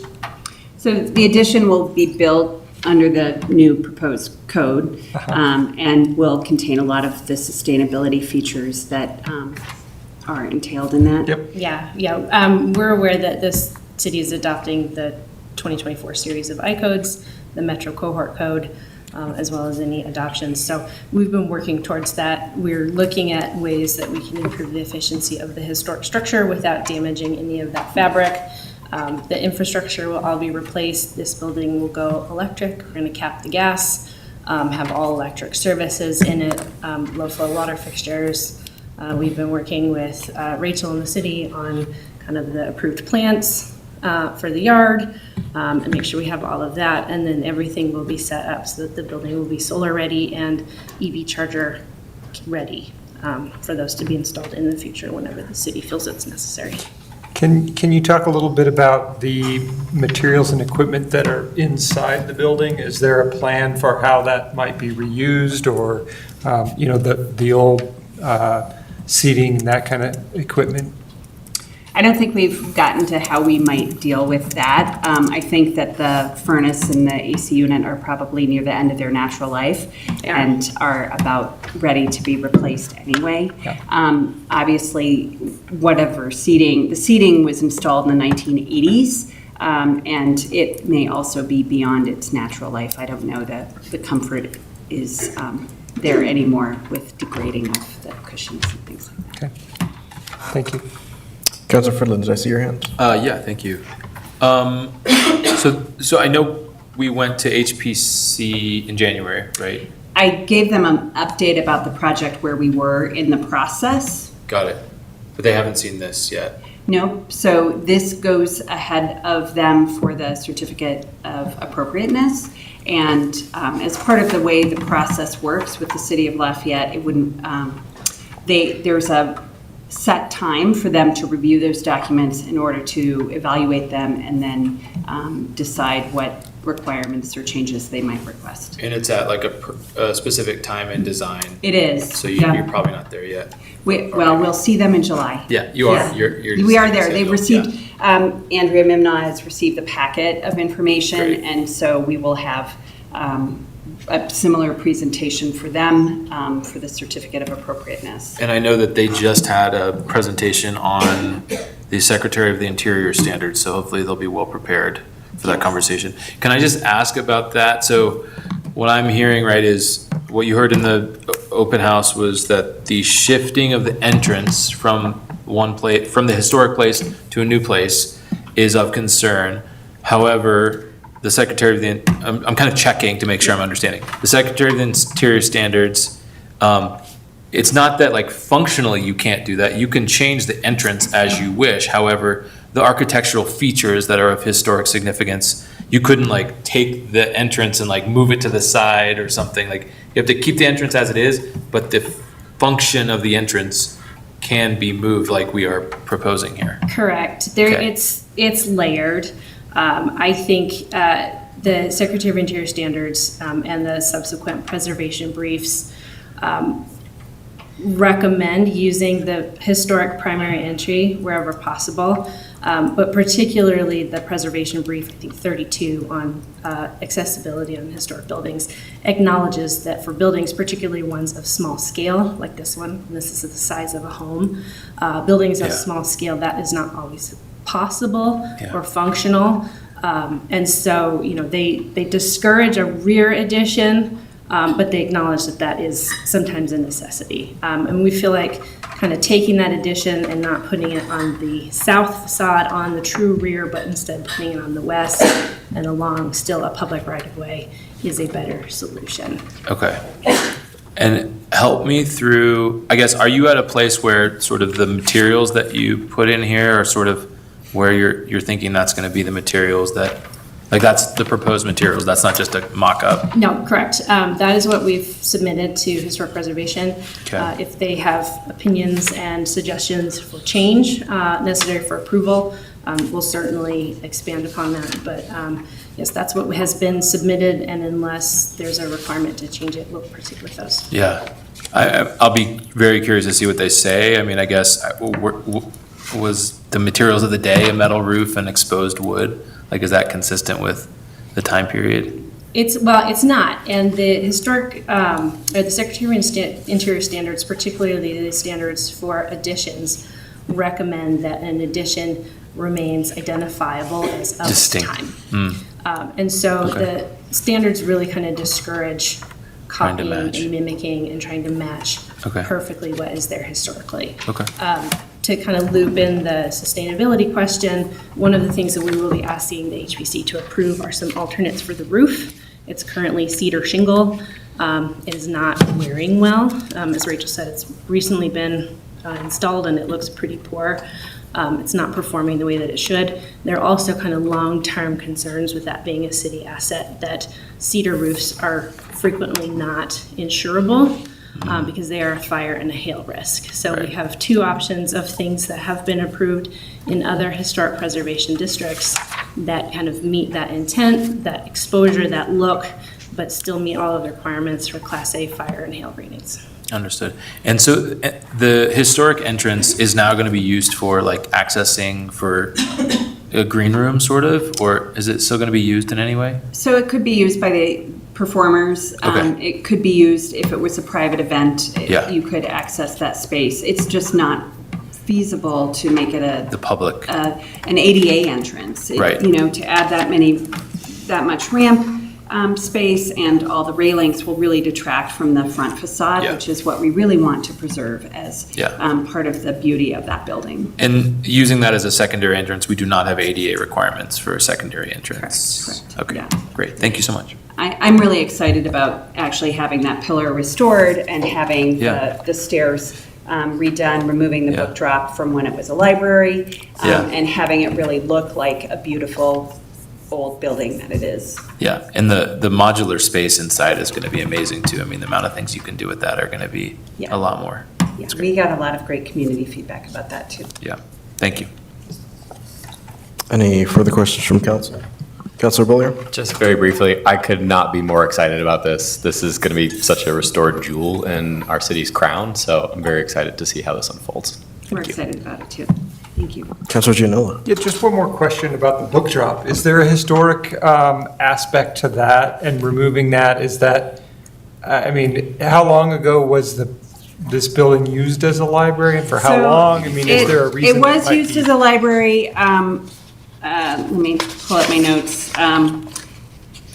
In a couple of different times in its life, and it was added. It doesn't really go anywhere. It's been boarded up and sealed, painted over, and really mars the original building facade. It's kind of large and clunky looking on the side of the See. building. I don't know when that was installed. I would imagine it was installed in the 60s, maybe. That was the second time it was a library, so. I suspect there's nothing cool left underneath it, and it's just been kind of covered up with plywood and painted. Yeah. Okay. Any other questions? Councilor Jensen? I don't have a question. I think this is a very attractive project. I'm very excited about it as well. I'm excited that we might get rid of the fire-prone cedar shingles. And I also see it potentially as a revenue generator in its newer form where people might have weddings there or other kinds. Is that anticipated or will it only be as it currently is now, the theater group? No, it is anticipated that we would be able to lease the space for private events and also expand the use for public events around city programming or other partnerships. So currently, the Theater Company of Lafayette is the primary leasee, and we've also had a lot of requests from other organizations like the Juneteenth Planning Group, as well as the Lafayette Electronic Arts Festival, which did host events in that for their festival this year. So there were a lot of requests around this building, and there is a potential that it could be a revenue generator, offset some of the cost for operating the building. So I have another question about the disability access. So I go a lot of places with my dad who uses a scooter. When you get in, do you have a place for scooter storage in there or how will somebody who, I mean, wheelchairs are not too big, but scooters are kind of big and obnoxious. How will you accommodate that for the ADA requirement? So I think that if the person needs to stay in the scooter, they certainly could enter the performance area without a problem. And because the theater seating and the stage are all modular, we'll be able to accommodate wheelchairs and scooters in the theater area. We'll be able to move chairs very easily. Currently on the platformed seating, there really isn't a place where a scooter would even fit inside that building. If the person wants to leave the scooter or like strollers, for instance, I would imagine that we would be able to have some area of the lobby space that would be able to accommodate that. Well, I think it's very attractive and thank you very much. We're excited to meet with the HPC. Councilor Fredlund? I just have some money questions. Maybe this is not the right time for it, but I was able to go back through a variety of our minutes, looking back at this project. And the way I'll describe this is kind of boiling of the frog. Not to say we don't have a great product right now, but I'm curious, like we went from like $100,000 at one point around structural assessment foundation a number of years ago. We had like 850,000 in a CIP for a while, I believe. And then, I think then for ARPA, we were looking at like 1.5 million. Now I don't know exactly how much we've spent on design or plan to spend on design, but looking at this project, it is beautiful. It is a nicely designed piece. It also looks expensive. What do we have budgeted for construction? So currently, we don't have anything budgeted for construction. We have some money earmarked that was from a previous project in the city of Lafayette. And we'll work through the budget process with our budget team, with our finance director, and with the city manager to come up with the best budgeting for it. We'll also be able to access some History Colorado grants around restoration, and then there's some other grant exploration that we'll be doing as well. Do we have a rough order of magnitude? Did we give a budget to our design firm? Yes, they have a contract. Yeah, right. But in terms of like design us a building that costs this much to construct, do we do that? I don't know if that's. No, we didn't, because we didn't want to a building this old, really, there are Yeah. so many unknown variables that once we get into looking at what it will take, Understood. we needed to have, probably have a little leeway around that. But it did have some foundation remediation done in 2020 with a grant, and I believe the roof was covered. The roof that was done a few years ago, almost 10 years ago, was covered by a grant. So while money has been invested in the building, some of that was covered with earlier sources. And we're hoping after we get historic preservation approval and that COA, we will kind of continue our design development phase, which gets us about 60% through our documents. And we have a cost estimating consultant that will be putting a cost estimate to that for us, so that we have an idea that we can share with Rachel, kind of where we're landing. And if we need to look at scaling things back a little, we can do it at that point. Councilor Jensen. Is it your plan on the utilities, you said it was all electric.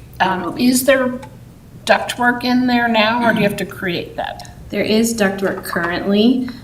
Most of the furnace is currently in a very small section of basement underneath the historic structure. The ductwork runs underneath the floor and is distributed through the risers that hold the seats. So we are getting all new kind of air handling unit and mechanical systems. So we will be kind of reconfiguring the ductwork. The goal is to take the same approach and to feed it from below rather than run ductworks through that really beautiful space and try to feed it from above. It's more efficient that way too. Will it be a heat pump?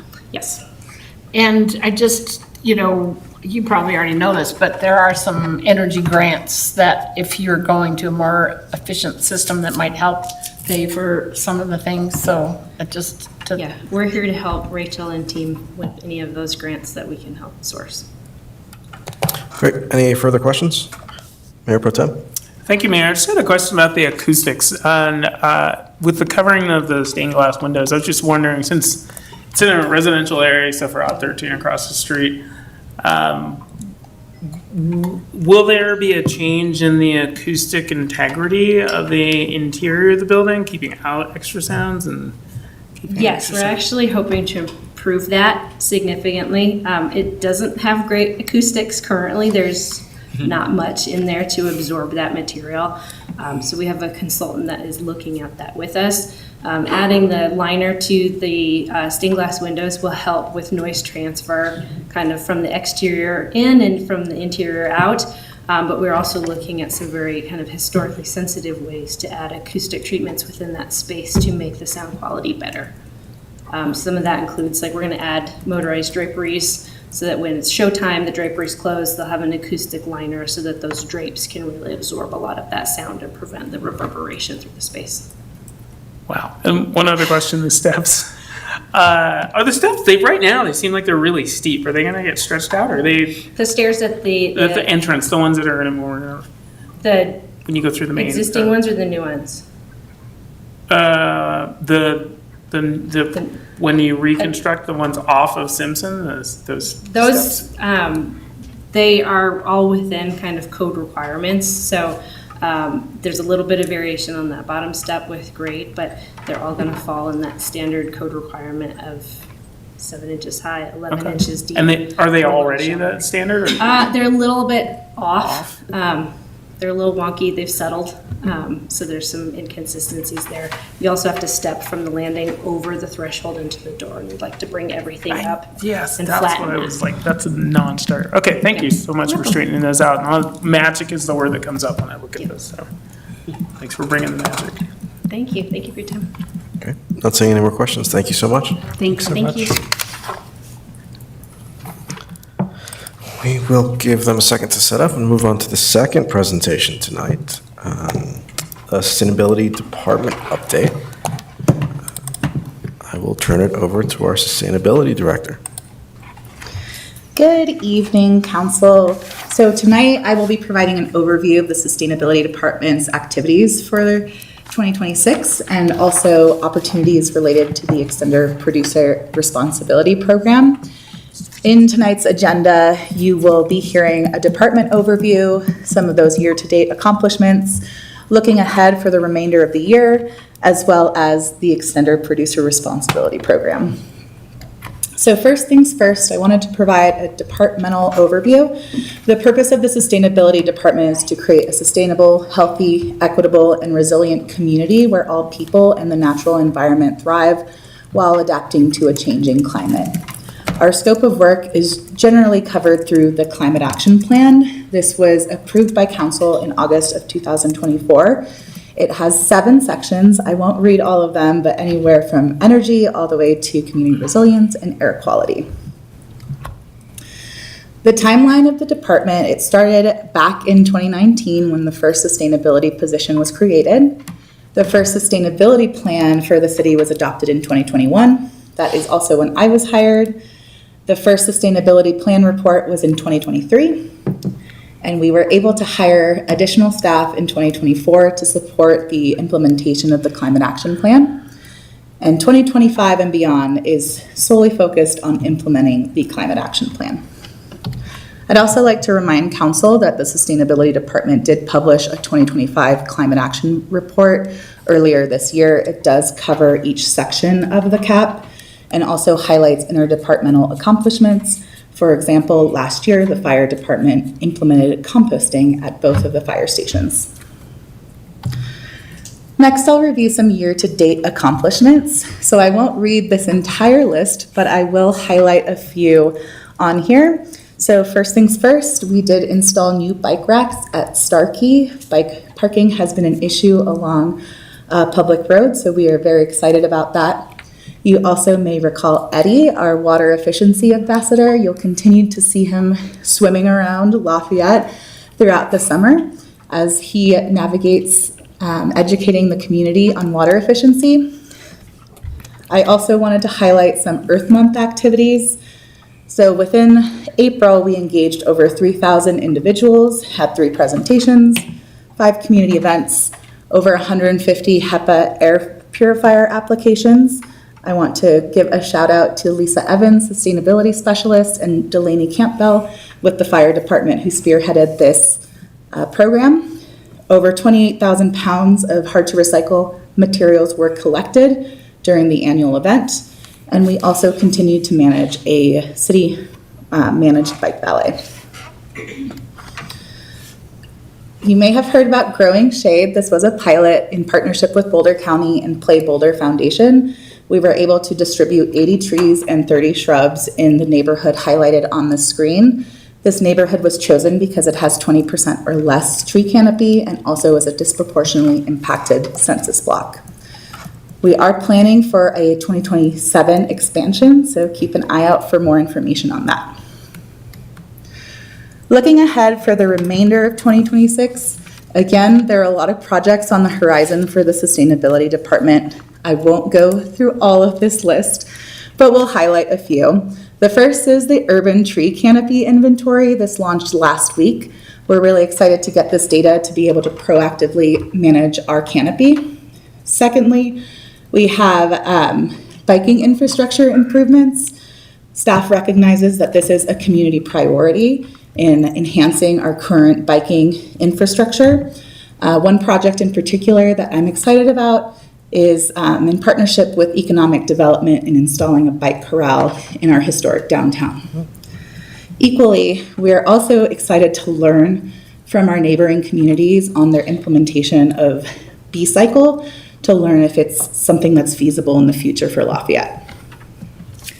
Thirdly, and in honor of the pollinator proclamation earlier tonight, the Sustainability Department and Open Space Division is continuing to work on a citywide pollinator district designation with Friends of Coal Creek. Lastly, the Sustainability Department will be launching a community resilience survey later this month. It will consist of mailing out a postcard. We'll have information on our city web pages as well as a Lafayette Listens webpage. Our graduate student advisors will be attending several community events throughout the summer to gain feedback, and that feedback will ultimately inform the Neighborhood Resilience Toolkit, which Council learned about in that April workshop. Next, we'll talk about extended producer responsibility. It's commonly referred to as EPR, so you'll be hearing me frequently throughout the remainder of the presentation saying EPR. So I will be providing an overview of Colorado's EPR program, what EPR means for Lafayette, what current city activities have been completed, and what are the next steps. So EPR is a policy approach that shifts the cost of recycling of packaging and paper products to manufacturers. The goal is to improve recycling access and recycling systems, increase recycling rates, reduce contamination, create a sustainable funding model, and support a circular economy. There are several key players in EPR. The first is the Colorado Department of Public Health and Environment. They are the regulatory oversight. Next, we'll have as Circular Action Alliance. This is the organization that administers the program. They collect the producer fees and also reimburse local governments. Next, we have producers or manufacturers. They are the ones who pay the fees based on the packaging materials that they put into the marketplace. And then local governments and haulers have the opportunity to be eligible for reimbursement. So the timeline for EPR, in 2022, the state adopted the legislation. Since 2022, there has been a lot of planning, development, community engagement. Lafayette was at several meetings providing feedback to CAA, the Circular Action Alliance. Flash forward to where we are today in 2026, those reimbursement opportunities can begin for both the residential and multifamily sector. And the statewide outreach and education efforts will also begin this year. Looking ahead in 2028, that is when reimbursement opportunities are set to begin for the commercial sector. This is tentative, as we know, timelines may change. You may be asking yourself, how does this connect with our 3-cart program? The city has contracted with Republic Services for waste collection since 2013. Our existing contract lasts until December 31st of 2029. It also has the option of 3 one-year contract extensions. There will be contract amendments to accommodate EPR. What EPR means for Lafayette, I view this as supporting the triple bottom line. So we have environmental benefits. It supports our local climate action goals, but also supports regional and statewide goals. There are financial benefits in maintaining affordable recycling costs and also new funding opportunities for outreach and education. And then lastly, we have community benefits.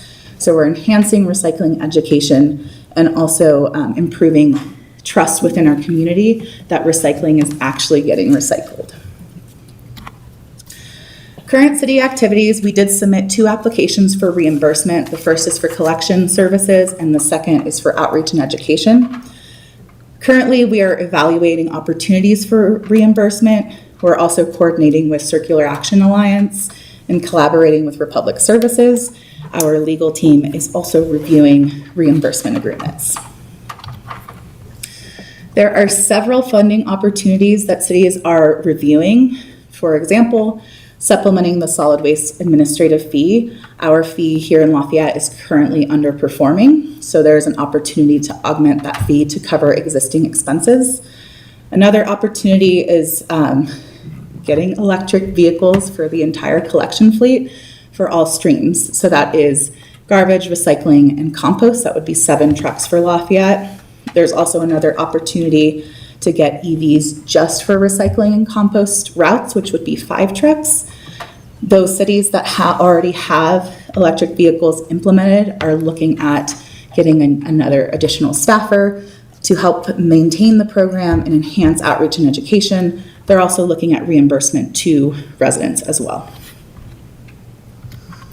So next steps, later this summer, those reimbursement agreements will come back to council for consideration. There will also be council discussion on funding opportunities.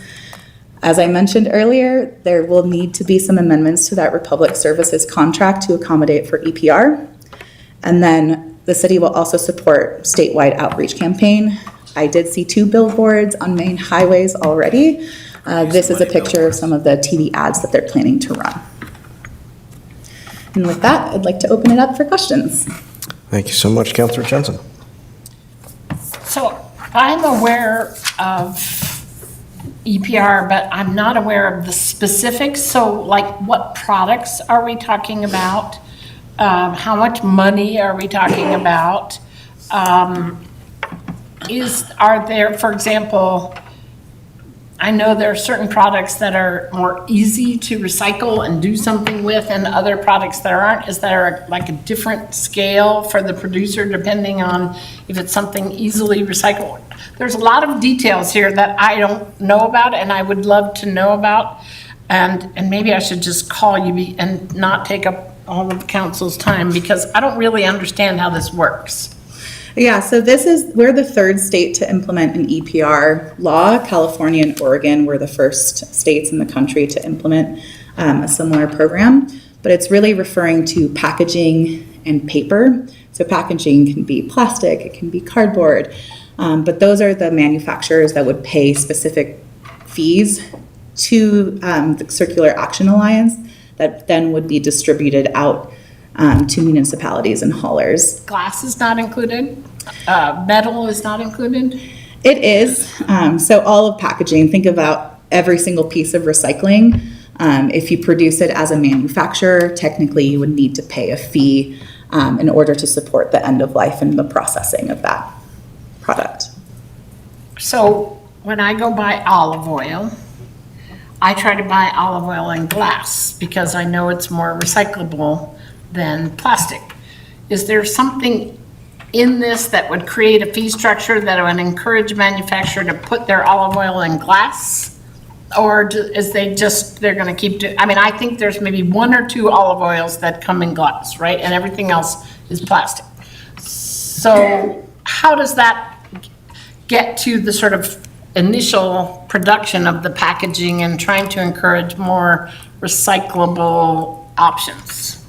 So the fee that's imposed to manufacturers, the hope is that fee will really cause the manufacturer to think differently about the packaging material so that they don't have to pay such a hefty fee. So they pay more for plastic than they do for glass?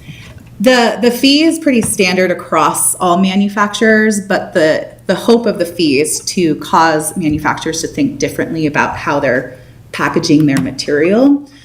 The goal of EPR is not necessarily to penalize manufacturers, it's to allow the recycling system to be improved and recycling education to be improved rather than or manufacturing change, let's say. Okay, right, that's helpful. And then with regard to money, do you have a ballpark of what Lafayette might stand to gain from this project? It depends. So we're working closely with Republic Services. Given that our rates are embedded, we're looking for a cost per household to determine what that reimbursement will be. So we're still working through exactly what that fee will be. But approximately? It has I've heard different numbers, so we still don't know approximately because there's such a large range. Okay, all right. I think that's all I have for now. Great questions. Other questions from council? Councilor Gianola. Thank you so much. Really great work that the department is doing. Kudos all around. Just wanted to touch on a couple things that you brought up. One was the bike infrastructure. Thanks for flagging that. Can you talk a little bit more about the bike corral? I noticed that the bike parking that was in front of Ghost Box vaporized, and there's now a hole where there was once bike parking and there isn't. Yep, so that is where the bike corral is intended to go. It will be a secured bike corral. It does have some graphics that our communications department created that support and encourage sustainable transportation, but it will have a few different bike racks within that corral to accommodate several bikes. And what is the timeline? Is there a timeline for rolling that out? So they're manufacturing it right now. So we're hoping in the next few months. Okay. And the bike parking, the bike racks that were there got moved, do I Yes. understand that right? They will move to the, tentatively to the Chase parking lot. Yeah, I think they're already there in fact. Perfect. Yeah. Kudos to economic development and our public works team because they have spearheaded the movement and shuffling of bike parking. Yeah. Coming back to EPR, is there a change that will happen that the public will notice, like as far as curbside, things like that? So there are different options for outreach and education. We're hoping to create a new cart tag that will prioritize pictures rather than words. If you look at your lid right now, you might see a bunch of different words in terms of what can actually go into the bin. Pictures are much more effective. So we are planning on working with Republic Services to develop that using some of the outreach and education funds. We're working with the county to create a postcard that would be sent annually. I don't know what the contents of that postcard will be, but we'll also leverage some of the statewide education that Circular Action Alliance will be creating. So a lot more to come. Thank you. Just a quick, Circular Action Alliance is a nonprofit, a form of government. What actually is that group? It's an organization, so I believe it's a nonprofit. Thanks, David, you're nodding. It's a nonprofit, but they also spearheaded the California-Washington programs. There are Maine and Oregon are also joining in with EPR, so this is a growing statewide So it's a legislation. national group? Yep. And they help, okay, that's helpful. Yep. Thank you. Councilor Freeland. Their board is mostly made up of packaging producers, so they are trying to bring a solution to the table, which is much appreciated. First thing, I mean, always great information. Thank you. Your team, you and your team, you and Lisa are doing so much work. It's really impressive. So I just want to say it's overwhelming to me hearing it and seeing it on the page. And so I just appreciate all the hard work. EV trucks. Yeah. I think every time, right, I'm like, when are we getting EV trucks? I got a chance to see it up close in person at the Recycle Colorado Summit a couple weeks ago. I think that one's a front-end loader truck, but anyway, so it wouldn't be for us. But help me understand, you know, I mean, like, I'm looking at Louisville and Superior has them, I think, and Commerce City. Yep. And I'm like, if we're getting beat by Commerce City and something sustainability, like, we're in a bad place, right? Like, we gotta hustle. And I guess what I'm starting to wonder is, like, can you remind me, when is our Republic contract up for, we have 1-year renewals possible if we'd like. Has that already started? We've already started doing 1-year renewals, or? No, so the contract is until December 31st of 2029. Got it. But with the contract amendment that we'll have to do this year, and if council does want to use some of that reimbursement towards EV trucks, that is a possibility. Yeah. We're still working with Republic Services on that cost per household. Yep. The nice thing is it wouldn't increase the cost to the resident. The reimbursement from CAA would be sent to Republic through the city. Which could also be given back to the residents, so it's, it's not a loss, but it's potentially a loss. I'm certain, I mean, I think you know how I feel about it. I want them. And I think, it's hard to build infrastructure to charge them, and so I just think, it's like, if we have a chance to get them, we may not have another chance for like a couple years as they build additional substations to deliver immense capacity to wherever they charge them. And so, I just think it's not an option. I think that's always going to be available to us whenever we want it, but it feels like it might be right now. Like, we can do it if we are able to figure out the money. So I appreciate you figuring out the money. Yeah. More information to come in late summer. Got it. We'll provide benefits of EVs, the costs, and more of that nitty-gritty detail. Yeah, thank you. I'm curious about the waste characterization study that you have planned.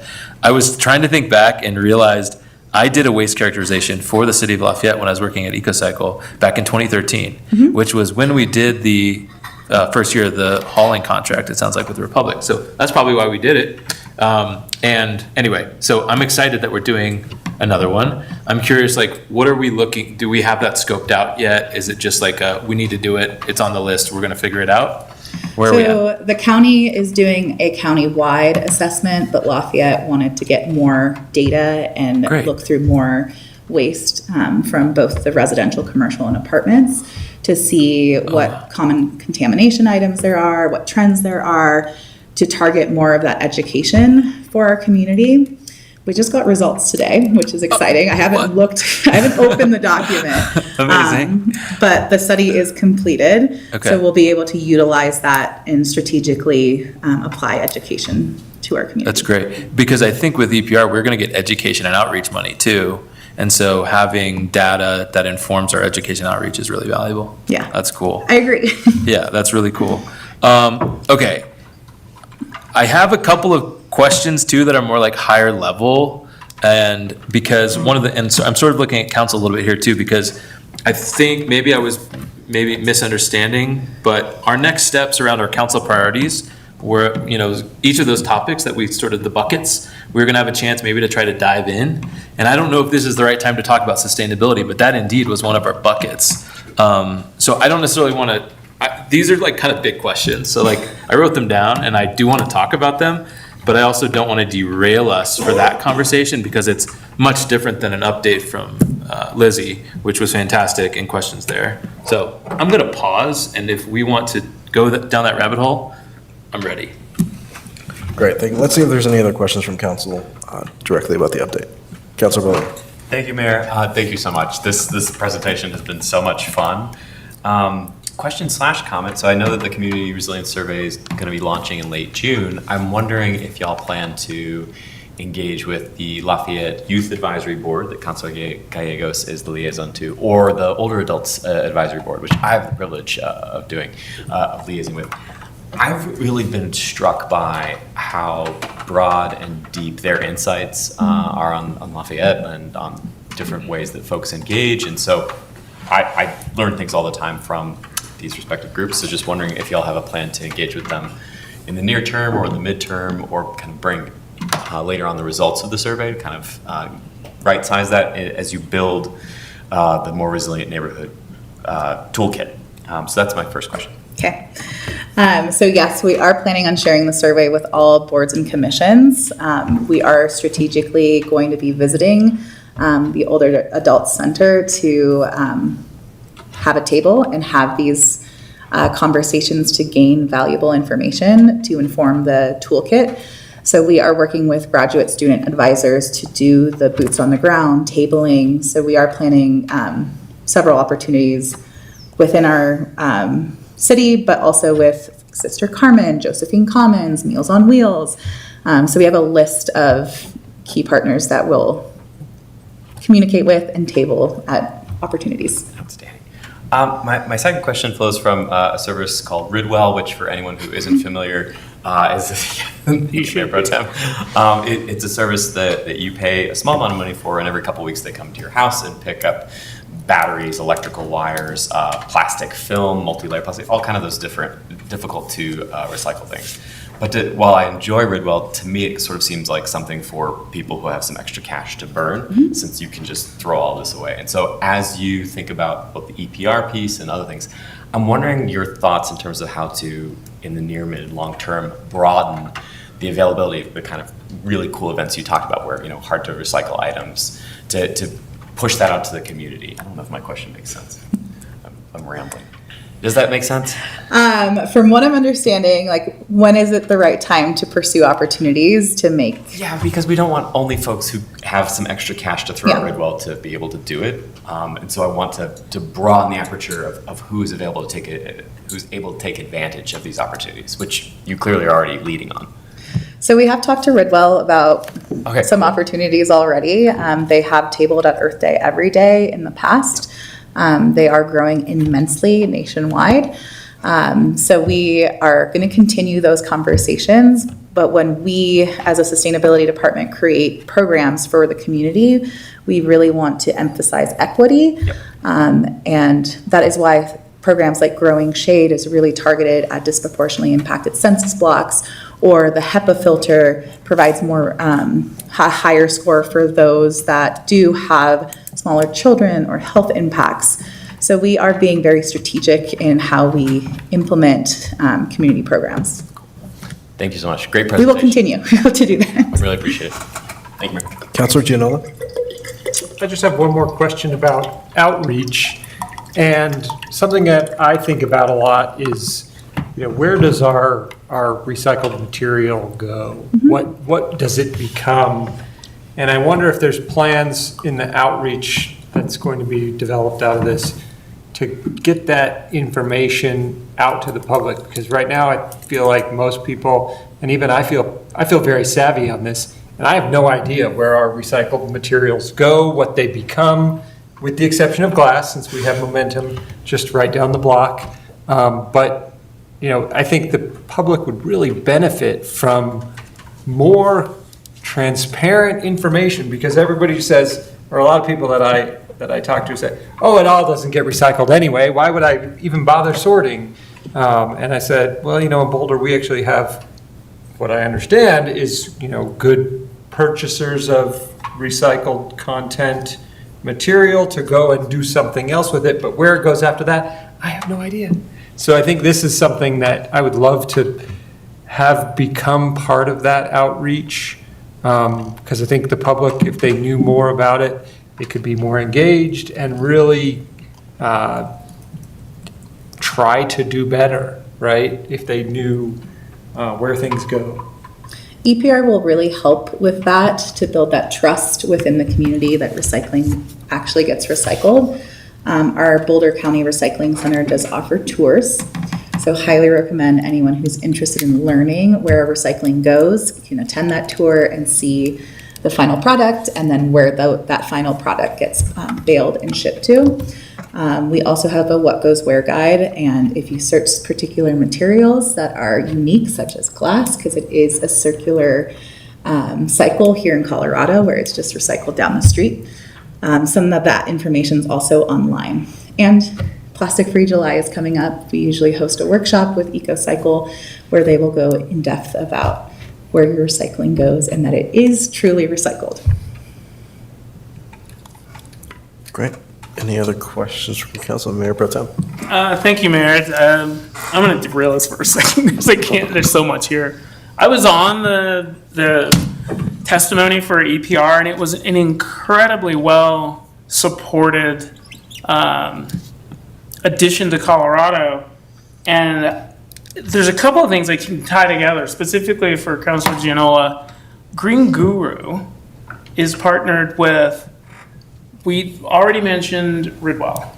And Ridwell has made a connection. I'm not saying Ridwell is for everybody, but if you can afford it, yeah. If you can't, we're still working on that.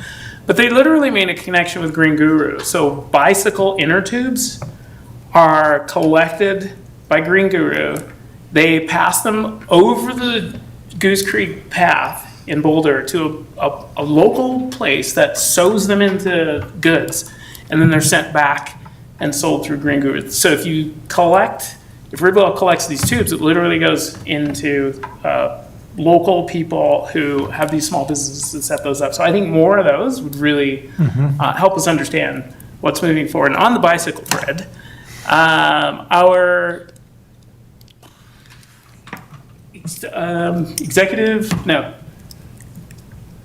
development director Keating.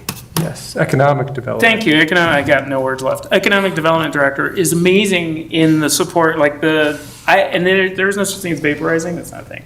It's conservation of mass. But the bike rack did move over to the corner, and it was incredibly quick from in front of Ghost Box out to the corner. And in our last meeting, we are of the DDA. We're talking about wayfinding. And one of the things that I've been yammering on about for years now is the difference between bike lanes and bike routes and multi-use paths. These are great as long as they go where they need to go. And at the CC4CA retreat, we did talk about different equity issues, and one of the distinguishing features is that in Lafayette versus Boulder, which has these incredibly well-designed bike paths that go all in and out and through, we don't have the right of way for those things, and we have a lot of bike routes already in place. They are not official.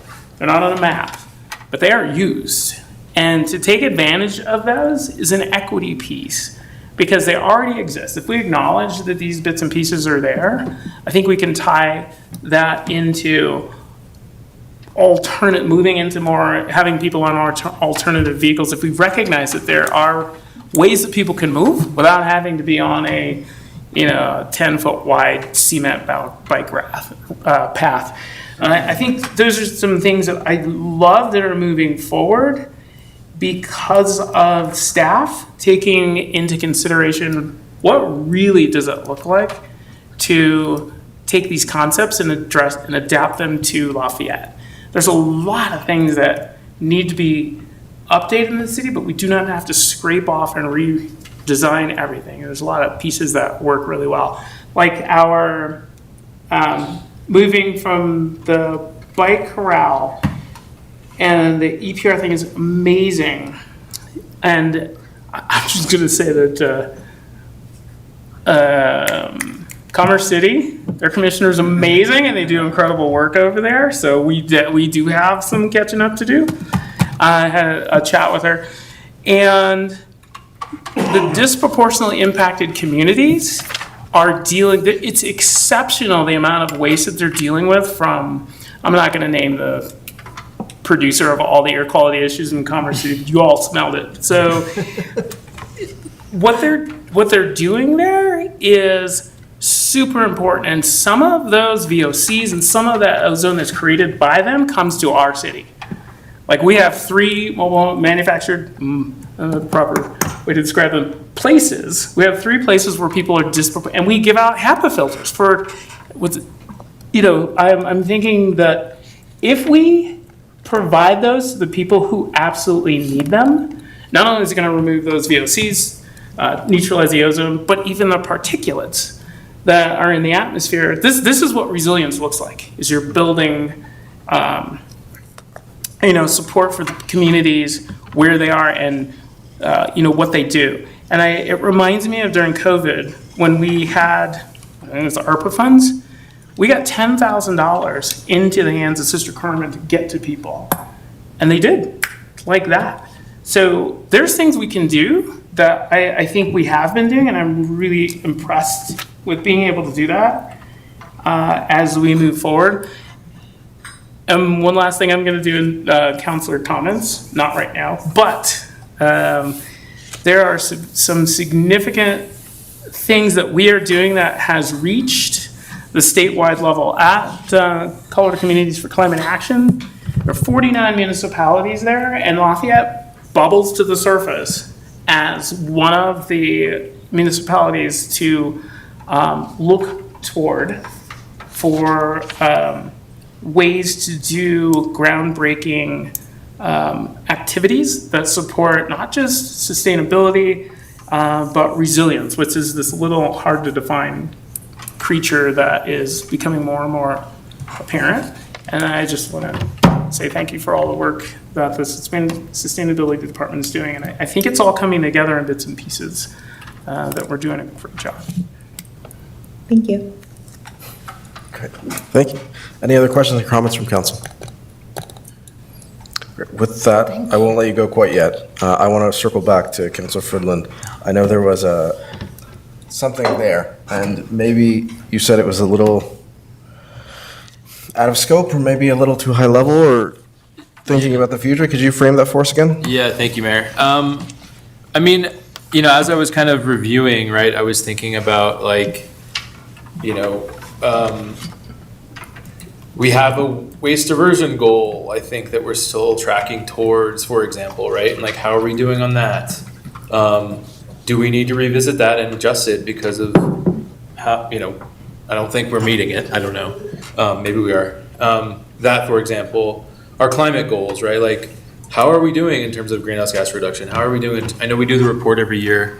And so I guess, you know, there's a few things there. And I guess my thinking is, how do we provide support and direction for not the next 2 years that I think you have well thought out, at least, and probably longer, but like the next 3, 4, 5 years, right? Like, how do we put the seeds in place for sustainability looking, you know, 5 years down the road for the next council so that they have great updates then as well, right? So that's more what I'm thinking is like, what is our long-term priorities and strategy that we want to support and help mold, if any, in this regard and also other regards too. I think generally of like, how do we circle back on these priorities? Sustainability being a good example of one that's in front of us now and saying, okay, we talked about it as a priority. There's probably a lot that the 7 of us have to say about this. And when is the right venue, time for that? Does that help clarify? It does help clarify. Okay. In the interest of getting to everything that we have on the agenda tonight, I Yes. think tonight would not be the right venue. However, I think it's an important topic. It's certainly something that we all want to talk about. So what I would suggest is maybe, it sounds like something that should come back in a workshop type of setting. Yeah. And if council feels okay with it, I think that's something we should just prioritize for the near Could future. I add No a idea. specific that I'd be interested in learning more about? When we are going to make a development, or not we're making it, approve a development, there seems to be a lot of thought that density is bad for the environment. And I know that the governor's energy, or it's now called the Colorado Energy Office, has done a lot of work on how we develop and how it relates to greenhouse gases, VMT, things like that. And I think the public has a lot of misconceptions about what is good for the environment and what isn't. And I would love to know specifically, are you working on any of that as part of the sustainability team? And is there, you know, something we could share with the public so that, you know, there are some people who think single-family, large lot residential is greener than, you know, apartments or whatever. And so it'd be nice to have that incorporated in a way that the public can see when they are coming to us and saying, we don't like this development, or we do, that the energy and VMT component could be somehow, I don't know if we have a scale or a criteria or something that ranks it and says on a project approval basis, this project is greener than this one. You know, it'd be really nice to be able to have that kind of information for both us and the public. I'd like to jump in here and just say, you know, kind of to your point, Councilor Jensen, and to your point, Councilor Friedland, one of the things that I struggle with is how do we get the staff in the different departments to better engage with our city plans? You know, we have this amazing climate action plan, but I don't always hear about how it drives decision-making in the different city departments. And I think that's where I see kind of the long-term goal is if we can start to get those seeds planted to really where not every decision, but many decisions that are being made at the staff level are sort of already kind of working towards that, and then if council's kind of continuing to harp on that and say, tell me about how this intersects with the sustainability plan, when we get something from Public Works or from planning. And then we're sort of on that path and we're directing there. So that's something that I would love to try to explore more in a workshop. I think that's a great place to do it. But I think this is, to your point, Councilor Jensen, there are specific answers to specific questions that if they were thinking about it more, they would just present those to us, right? And related to that, when I was on Planning Commission, I would always ask, how close is this to a bus stop and how do you get to the bus stop? But that was not one of the criteria necessarily that Planning Commission was supposed to be looking at. Right. It wasn't part of the code, and I would encourage them to make access to a bus stop for people, but they could ignore it, and do whatever they wanted to. And so things like that, like, is alternative transportation modes available at this site? Those are the kind of things I'm looking to incorporate, but I think your broader point about how we integrate all of our different plans into everything we do, again, I think that would be a good workshop topic. I appreciate your adding that, because it does feel like we're siloed. We do these great plans, but we don't always integrate them with each other. Great. I appreciate the conversation. I appreciate the discussion. I think it's a great conversation for a workshop in the future. Thank you so much. Great. We will move on to our final of the 3 presentations for tonight. And I believe it is our Deputy City Attorney who will be leading. It's the Rocky Mountain Metropolitan Airport, the RMMA legal updates. And I know a lot of councilors are excited for this one. All right, good evening, Mayor and members of City Council. I'm Erin Poe, the Deputy City Attorney, and I'm here tonight with legal updates about the Rocky Mountain Metropolitan Airport, also known as RMMA.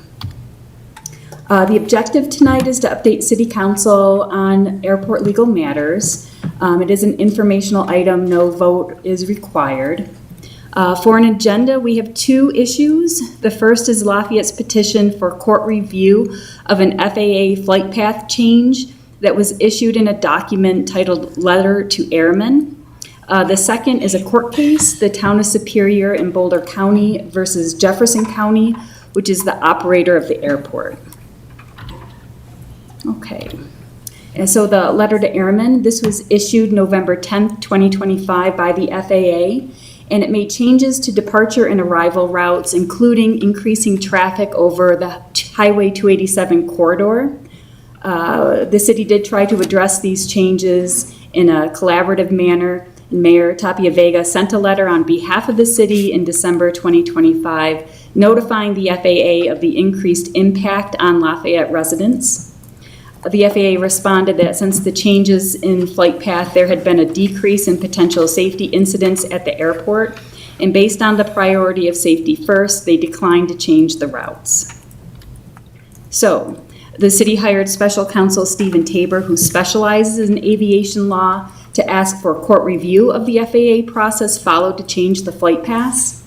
Mr. Tabor filed a petition for review with the Court of Appeals for the DC Circuit, challenging the process followed by the FAA to make flight path changes, in particular questioning how environmental review occurred.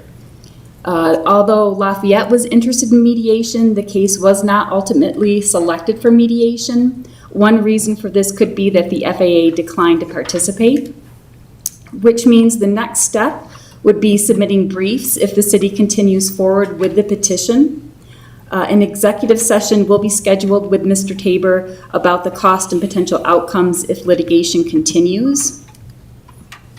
The timeline for briefs moving forward is that the city's brief is due July 17th. The FAA can respond by August 17th. The city can then submit a reply brief by September 17th, with all briefs being submitted by September 29th. However, it's not uncommon for these dates to change because a party will ask for an extension, but hopefully the matter would be fully briefed and before the court sometime this fall. For potential outcomes and costs, the timing on a court decision is unknown. Once the matter is fully briefed, it could be could be a couple weeks, it could be a couple months before we get a decision from the court. And the potential outcomes we might see range from reopening of the flight path procedures to no action or resolution.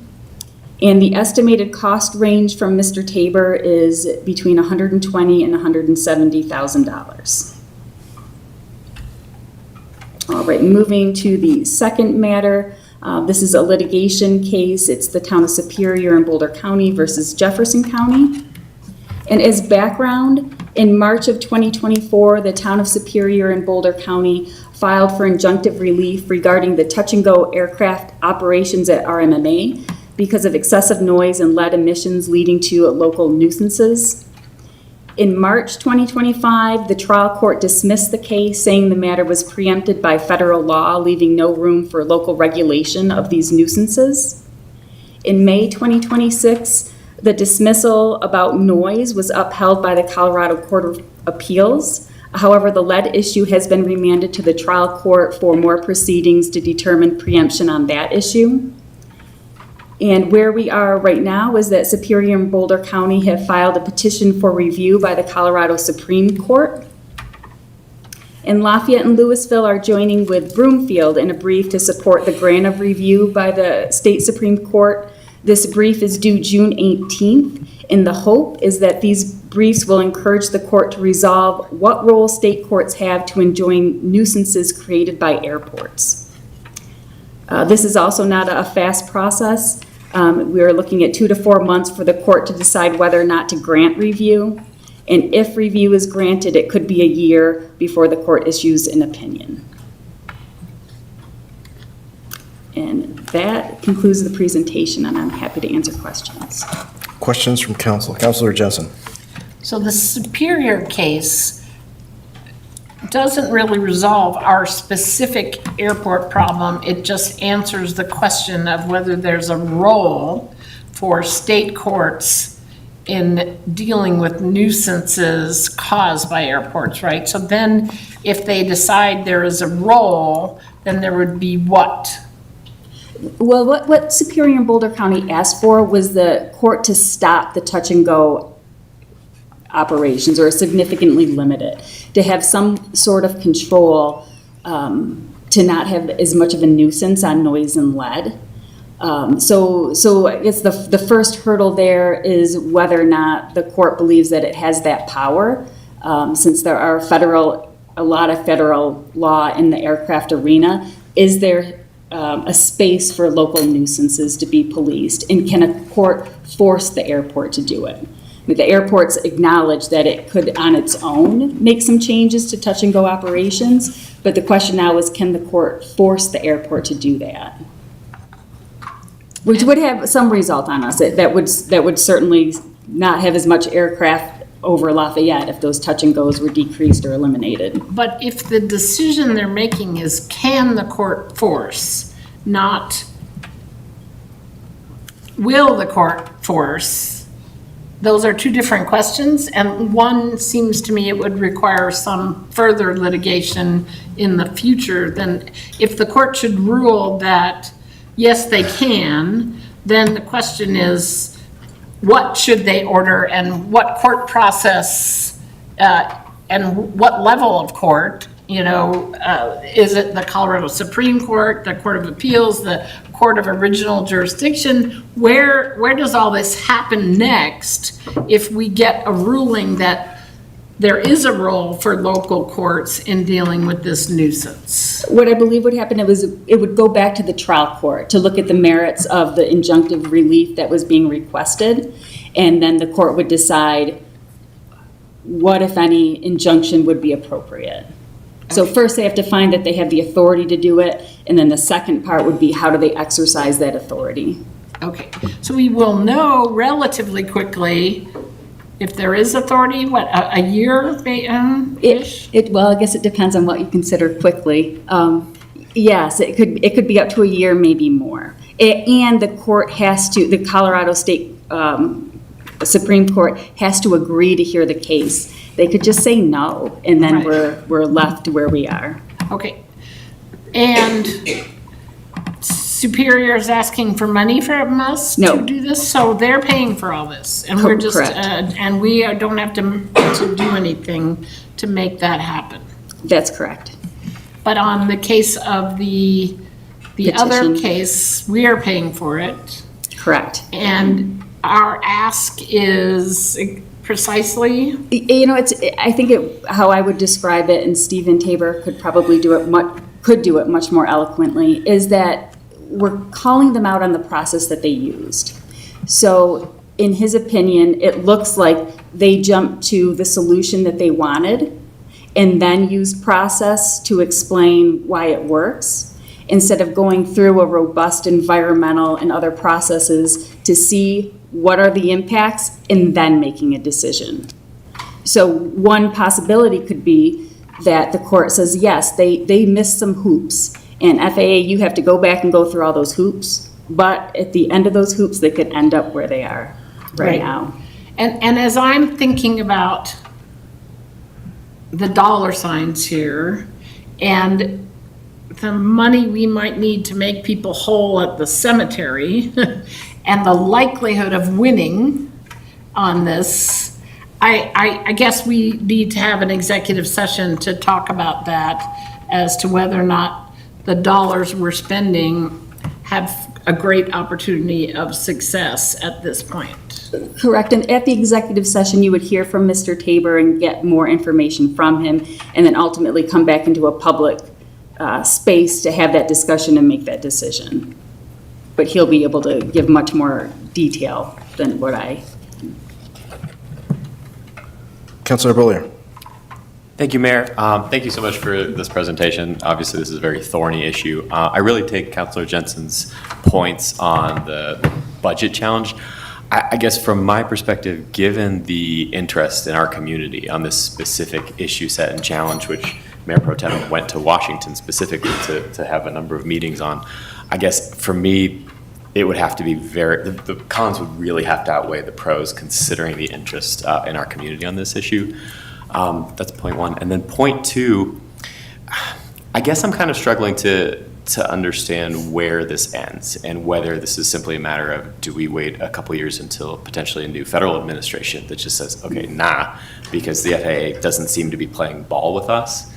And so, and maybe this is a question for executive session, but maybe it's sort of just like an open question. What do we have to lose other than some dollars to continue to pursue this to logical ends?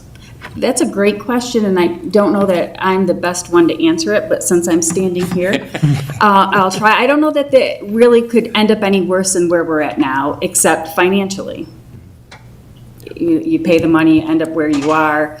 Maybe things improve, maybe they don't. But again, I think Stephen Tabor would have a much more informed answer for you. No, thank you so much. And I think that, thank you, that really kind of corroborates how I'm thinking through this, because again, like in what we demonstrate to our community with the severity with which we're trying to tackle this, I mean, I think we probably get written or verbal public input on this issue on a daily basis. And so telling the story to the community in terms of the fight we're waging to address it, I think is really important. Thank you, Mayor. All right. Councilor Gianella. Yeah, I'll echo that. I mean, I think the sheer number of public comments that we receive on this topic is greater than almost any single individual issue. Granted, we hear from a small subset of people a lot, but I think we hear from a broad subset of people on this particular issue. And so, you know, I think there are limited things that we can do, and I think the community is telling us, well, what you can do, you should try. And I'm sort of that mind as someone who's, I feel impacted by this issue on a daily basis. Coming back to the question that I think about the Boulder Superior lawsuit, I think the ask here is just, we're joining in that brief or that support of their petition to the Colorado Supreme Court to say, we think that the court should take this up. So it's really a written document being submitted to the court there. And as I understand it, the outcome, if the court were to say, yes, Boulder and Superior, you have the ability to regulate nuisance of airports, then they would try to do it, right? They've already tried to do it. They tried to implement some kind of nuisance relief, and they got sued over it. And so it's not the court who's implementing any of it, it's the municipalities themselves are trying to directly go and enforce that, get relief against that nuisance. So just wanted to clarify that for Councilor Jensen, as I understand it. I'm glad that we're taking these two topics up, and I wonder if there's room for other avenues to look for relief for our citizens elsewhere beyond just these kind of two avenues. I want to continue to develop, all of the various arrows in our quiver, as it were, because I don't think we've exhausted that at this time. Thank you. Councilor Friendland? Yeah, thank you. Thanks for the updates. Definitely the price tag was interesting to see. I'm curious how much we've spent so far, if we're allowed to say that. I don't know. About $25,000. Okay, out of that, and potentially 160. Okay, thank you. Yeah, I'll just echo, to say that in my time on the council and before, I think we've really had two, in my mind, like actual activities that we were able to do something, it felt like. One was the Community News Roundtable, which was not effective. And then this. And so to me, I have fears that we will fail at this. Even if we're successful, the FAA may come back and say, yeah, we're going to do a whole review and still, not make any changes, but we did the review, and so deal with it, right? So even that could be an outcome, right? But to me, we need to work on this because it creates pressure, I think. And so I just appreciate the update, and I'm certainly still supportive. I would also add too, I think, to Councilor Gianola's kind of points, I think there's other things that we need to talk about and consider on this. And so I'm thinking back, and I don't think we've had like a public conversation about all of the things, the underlying issues. I think it's been a while. I remember doing one, I think Megan, you did one for us a while ago, but that was certainly not this council, and I think it was early on in the last council too. So I think there's an opportunity for us to obviously deal with our legal things, but also kind of have a community conversation where we, people know that we're having it, that it's going to be a variety of topics around this issue, and we can come hear how it impacts them, which I know we hear, but I think it's important to give them a forum to tell us how this is impacting them and provide ideas for solutions that we can then have a conversation here about other things, legal being one avenue, but certainly also, other changes maybe that they could make to the altitude of the flight patterns coming in or something, which I think they have done a little bit. And so it seems like that's an avenue that we could explore, right? Or, working directly with other folks. So I think there's a lot of things there, and I know that this was just a legal update, but I would say that similar to our last conversation, we need to have another conversation, and we need to make it be broad, and obviously don't let it impact our legal opportunities here, which I actually think, to me, it's like, look at Superior, right? They're going after that. That's expensive and probably going to fail, let's be honest, at the Supreme Court level, the Colorado Supreme Court level. Ours feels like it has some legs. So, looking around at the communities that are impacted by RMMA, that's more than most can say right now. So, to me, it's like, ooh, okay, well, we would be doing not just our community a disservice, but the other communities that are impacted a disservice if we didn't continue to pursue this route, in my opinion. So, thank you for the time. Thank you, Councilor. Mayor Pro Tem? Thank you, Mayor. Since I had an opportunity to meet with the FAA, I've had a comment on what we discovered to all council since we haven't had that opportunity. And the national airspace is managed by the FAA. That's their job, is to make it safe. And I do think we should continue to look for opportunities to collaborate with our closest municipalities, including Broomfield County and Jefferson County. And the reason for that is it's a big airspace. We've got Denver International Airport, we've got all the airspace during their Centennial, and there's a lot of planes in the air. So for one municipality, us, to win a decision that we get to decide what's a nuisance it's a really high bar. We'd have to prove to the FAA that we have the capacity to regulate that. And there's a lot at stake. These things flight's not simple. It's a big deal. And we've got traffic from DIA coming over the top of everything that's on top of us.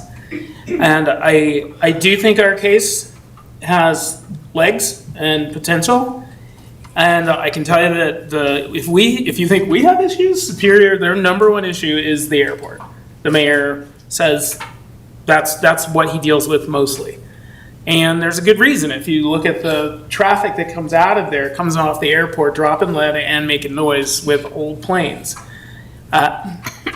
It's never going to go away in Superior unless we have a dramatic change for not just us, but Louisville, Superior, Boulder, maybe even some of the cities in Jefferson and Broomfield County. So I think we should continue to look at the money issue is something I'm trying to deal with, because if I'm not mistaken, that would put us at the most amount of money put into this effort. And if we were to win, there's another bar to jump through, another hoop. And we were given some indications of what we could potentially do, but nothing's come to fruition yet. And we are, I think, in a position that we're responsible for helping residents of Lafayette understand what's going on and why there hasn't been a change. And the safety, the improvement in safety at both the Centennial Airport and RMMA are something that does well within the current political climate.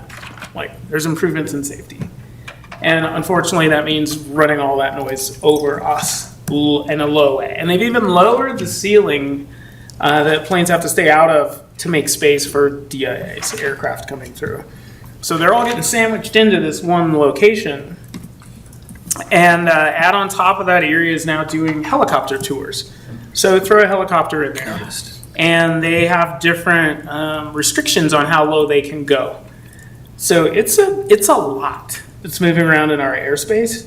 And the open conversations, I think, with all of our colleagues is going to be important moving forward, so that we can come to a situation where we don't have the noise issues that we're experiencing right now. And I'm not sure what that is yet, but I do know that I feel like the best thing we can do is to continue to collaborate with all of our neighbors, including the ones we haven't spoken to maybe, and find out if there's a better way to reduce the noise problem for all the residents. And this is an incredibly densely populated area. There are less densely populated areas in Colorado.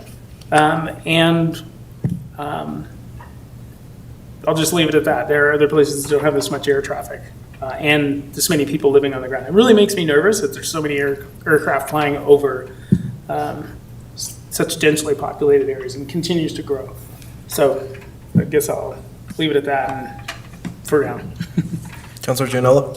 Yeah, thank you, Mayor Pro Tem. Really helpful discussion. So one of the things that this is making me think about is, do we have a good landing page, as it were, for the website about RMMA or airport concerns that kind of summarizes for the public kind of the issues, the concerns that we receive, that the things that we're doing, the available information that might be put together by our neighboring municipalities, others in the community. Love to just have kind of a centralized page. I think about the website as the easy place to assemble that, like we have for the cemetery or like we have for our 3-cart program. Why don't we have a page about the airport? So just a thought, a question that would love to give the public a place that they can go and get the information about kind of current status. I know we do some kind of news flashes and things, but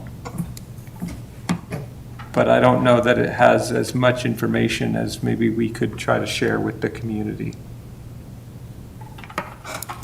Councilor Blair? Briefly build on that, I think that's a really good idea, and one of the things I've been struck by is, we get a lot of frequently asked questions from the public, and this is one that comes in a lot. Mhm. So being able to point them to something that, I think this was last updated on March 1st, the one that quasi website that Councilor Giannola is referencing, and so fleshing that out further with what the Mayor Pro Tem just shared, maybe a little bit in terms of what our attorney has noted, and kind of, again, telling that story about the complexity of this issue, who we're working with. One, just to kind of answer the mail, but also maybe to take some burden off of folks who have to routinely respond to a frequently repeated question. Just here it is, this is where all the most up-to-date information lives. Yeah, I also think that there are things that the community can do, such as registering a noise complaint. I think people kind of feel like this just goes into a black hole and aren't heard. And so people just don't register them. And then when these complaints aren't registered, then the airport says, there's no complaints, there's no problem. And even though that may not necessarily be true, even if it does, go into a black hole, as it were, it might be important to encourage, our community to do it anyway, right? Even if you do it frequently, to say, today there's more noise than there was yesterday. I don't think it hurts to collect information. Great, appreciate it. Any final questions or thoughts for this time? Great, well, we really appreciate the update. Thank you. Thank you. And with that, we finish presentations for tonight and move on to regular business. Only one item for regular business tonight, which is our right-of-way permit fees. Give our Public Works Director a second to set everything up. Actually, I see a couple people running. Let's take a short break and we'll come back.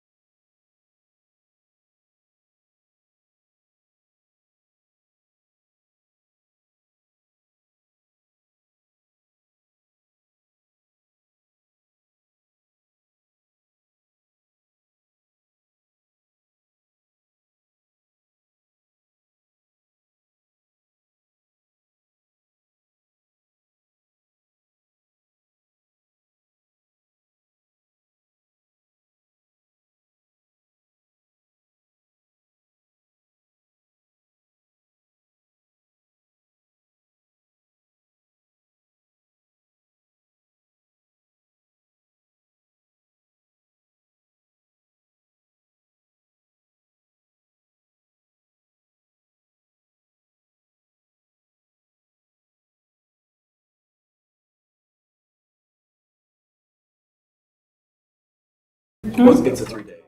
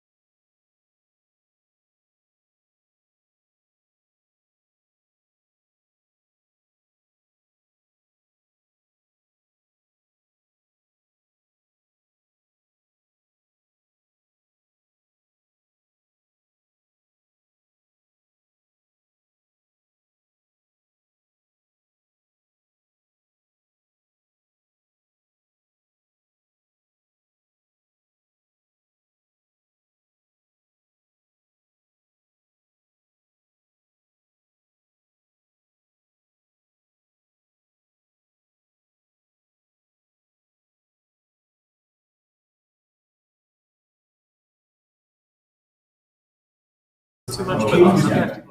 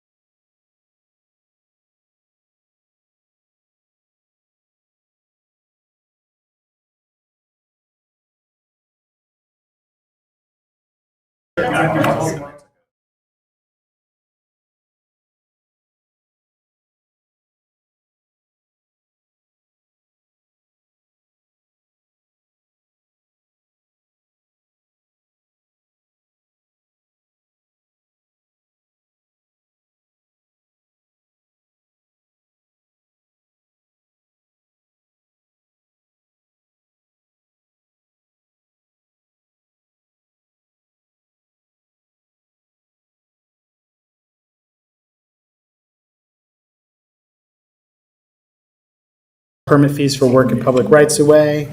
We will walk through a little bit of background, tell you about the proposed changes, opportunity for questions, and we have a proposed motion.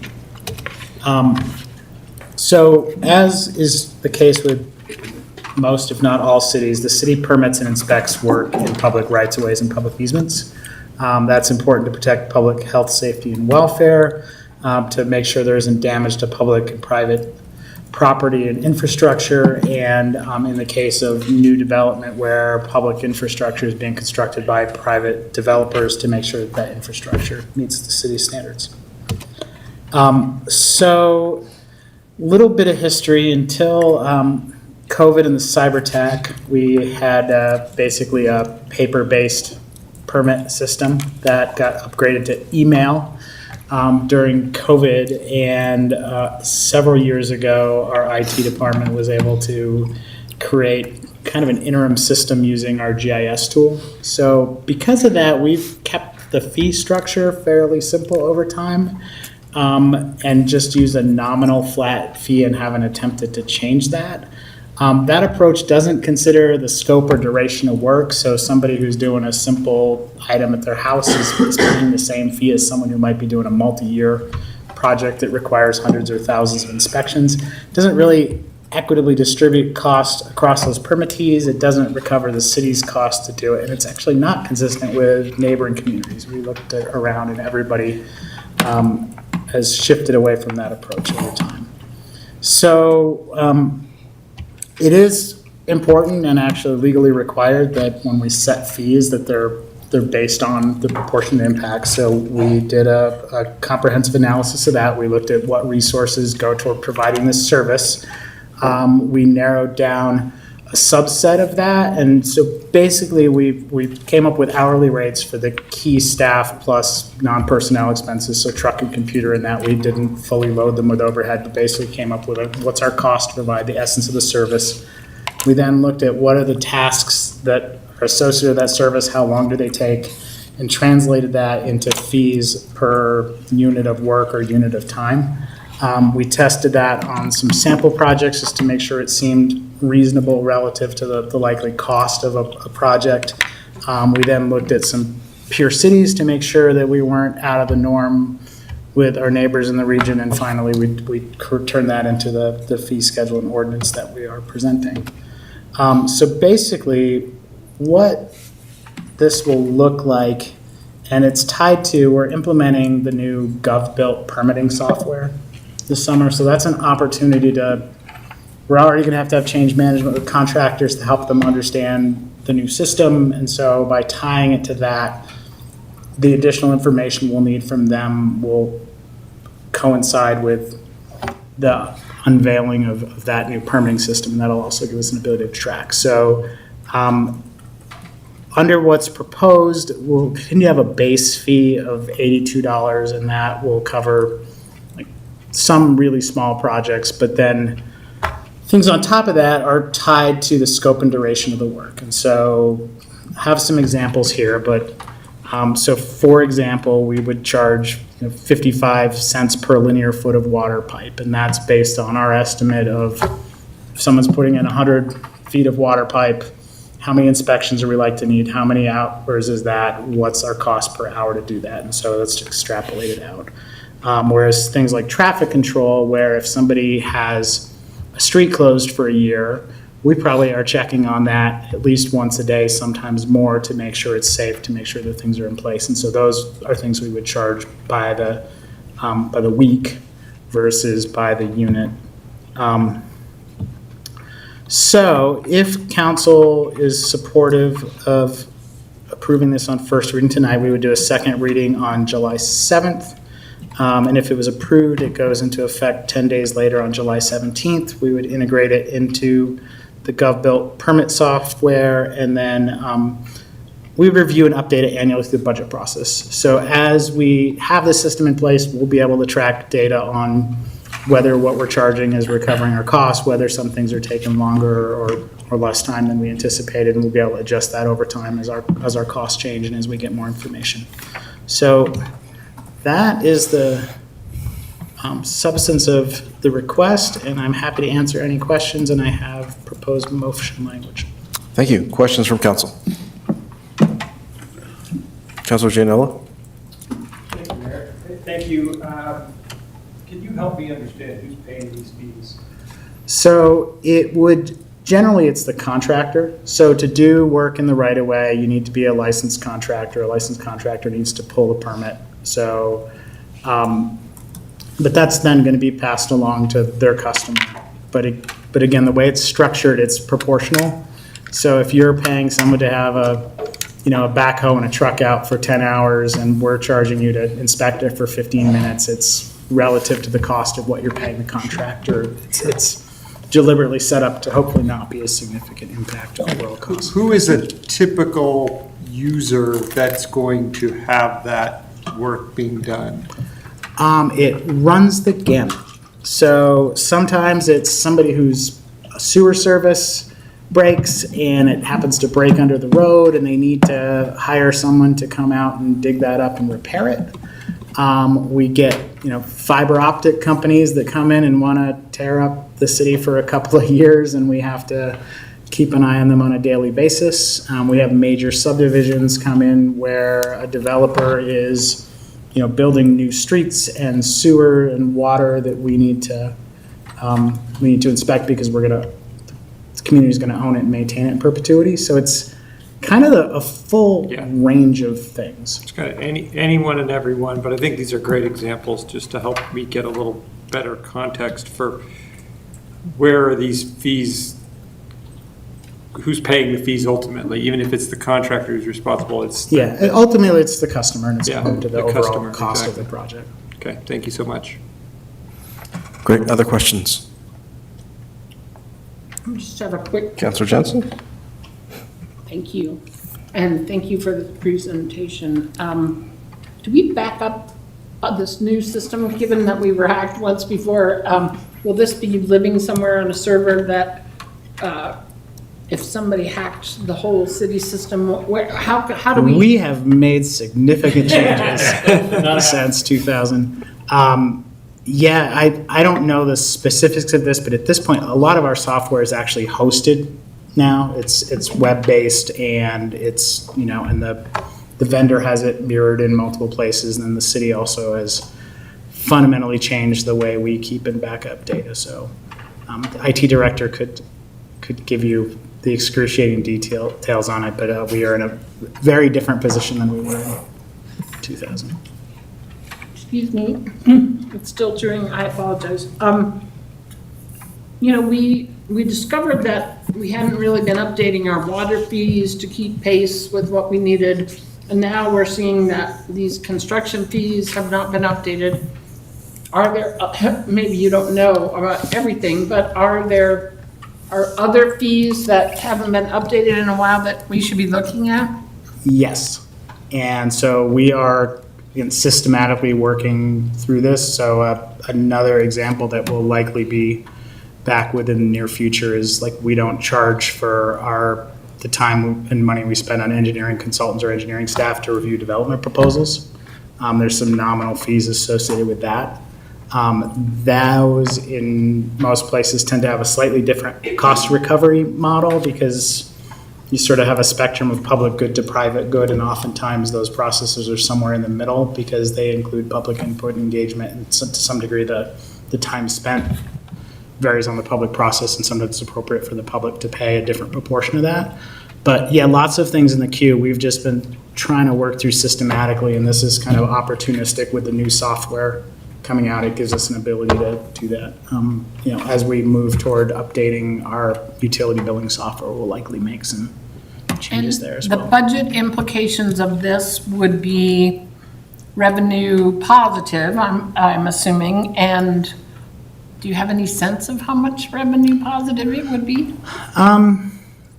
Ideally, it's going to cover the cost of the people associated with the program and kind of their key non-personnel expenses. So it's probably in the $100,000 to $200,000 range. The nice thing about having it fee-based is these things fluctuate year to year. So if we see that every year we're getting this level of activity and we're having to hire consultants or contractors to support inspection, it potentially justifies moving staffing levels or at least pays for those things. So, we can't make money off it, but ideally it moves with the demand so that we're recovering our costs.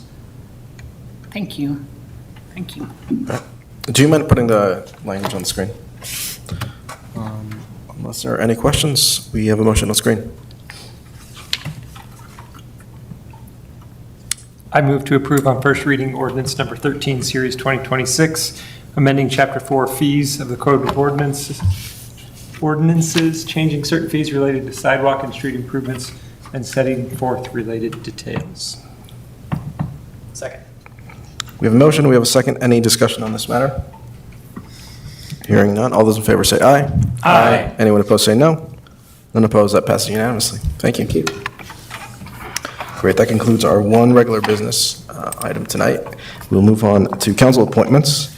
We, of course, had a vacancy on our planning commission. We opened that up to applicants. And then we had 3 councilors be part of a committee for interviews. I don't believe there would be a presentation for this one. What I want to do, because those recommendations came before us and they are in our packet, is turn it over to the 3 councilors who were part of the interview committee and just kind of get their thoughts, how the process went for them and why they're putting their recommendation to council. So if any of the 3 are brave enough to go first, please. Me? Yeah, I think we had good interviews. We had 4 people for 1 spot, so it was competitive, which was good. In the end, I think I felt like we had 1 candidate who really demonstrated, significant maybe like attention to detail and decision-making, throughout his career and also in the way that he answered the questions. And so his name was Joe, his last name, Schoen, yeah, say it again. Schoenbeck. And I thought he did a good job. He had good answers. And again, I think looking at his resume and hearing about his background, clearly can really dive deep into subjects and can kind of parse through and try to, communicate really complex topics and understand complex topics and then get to, I think, solid decision-making based on those complexities. So that was my recommendation to council. I had the same outcome of my thoughts during the interview process, and that I thought Joe was the best candidate. I'll preface by saying, we got a selection of applicants that I think are different from our typical city council, planning commission type of personnel, in that I don't think anyone had like a planning background or architecture or building or really kind of that typical, or more typical, I won't say it's typical, but it's maybe more typical, that we often see appointed to planning commission. And so from the get-go, it was a little bit to me of, I didn't know how the interviews were going to go. 2 of the applicants were applicants previously, and so we kind of knew their experience since they had applied for the planning commission before. But during the interview, Joe really did impress me with that kind of explanation about how he could apply his skill set, kind of information gathering was one of the things that he really explained well to me in some of the questions that I asked, just about how he did that in the past and used that to complete decision making, and I thought that was relevant for the planning commission, and so he's also my recommendation. So I felt there was another candidate who scored higher and I thought was more familiar with the role. And he had a great understanding of revenue spar, PUD, the comp plan, the land use code, quasi-judicial processes. He's attended many planning commission meetings, whereas the other candidate had not attended one previously. But in the favor of democracy and 2 candidates or 2 people from the interview panel favoring this other candidate, I'm okay putting him through. Fantastic. I appreciate, first and foremost, willing to do the work and the recommendation brought forth. Is there any thoughts from the rest of the members of council? And if not, I will look to the members of the committee if they want to put a motion on the floor. Councilor Pollier. Just to reiterate, Mayor, your appreciation for the interviewing panel.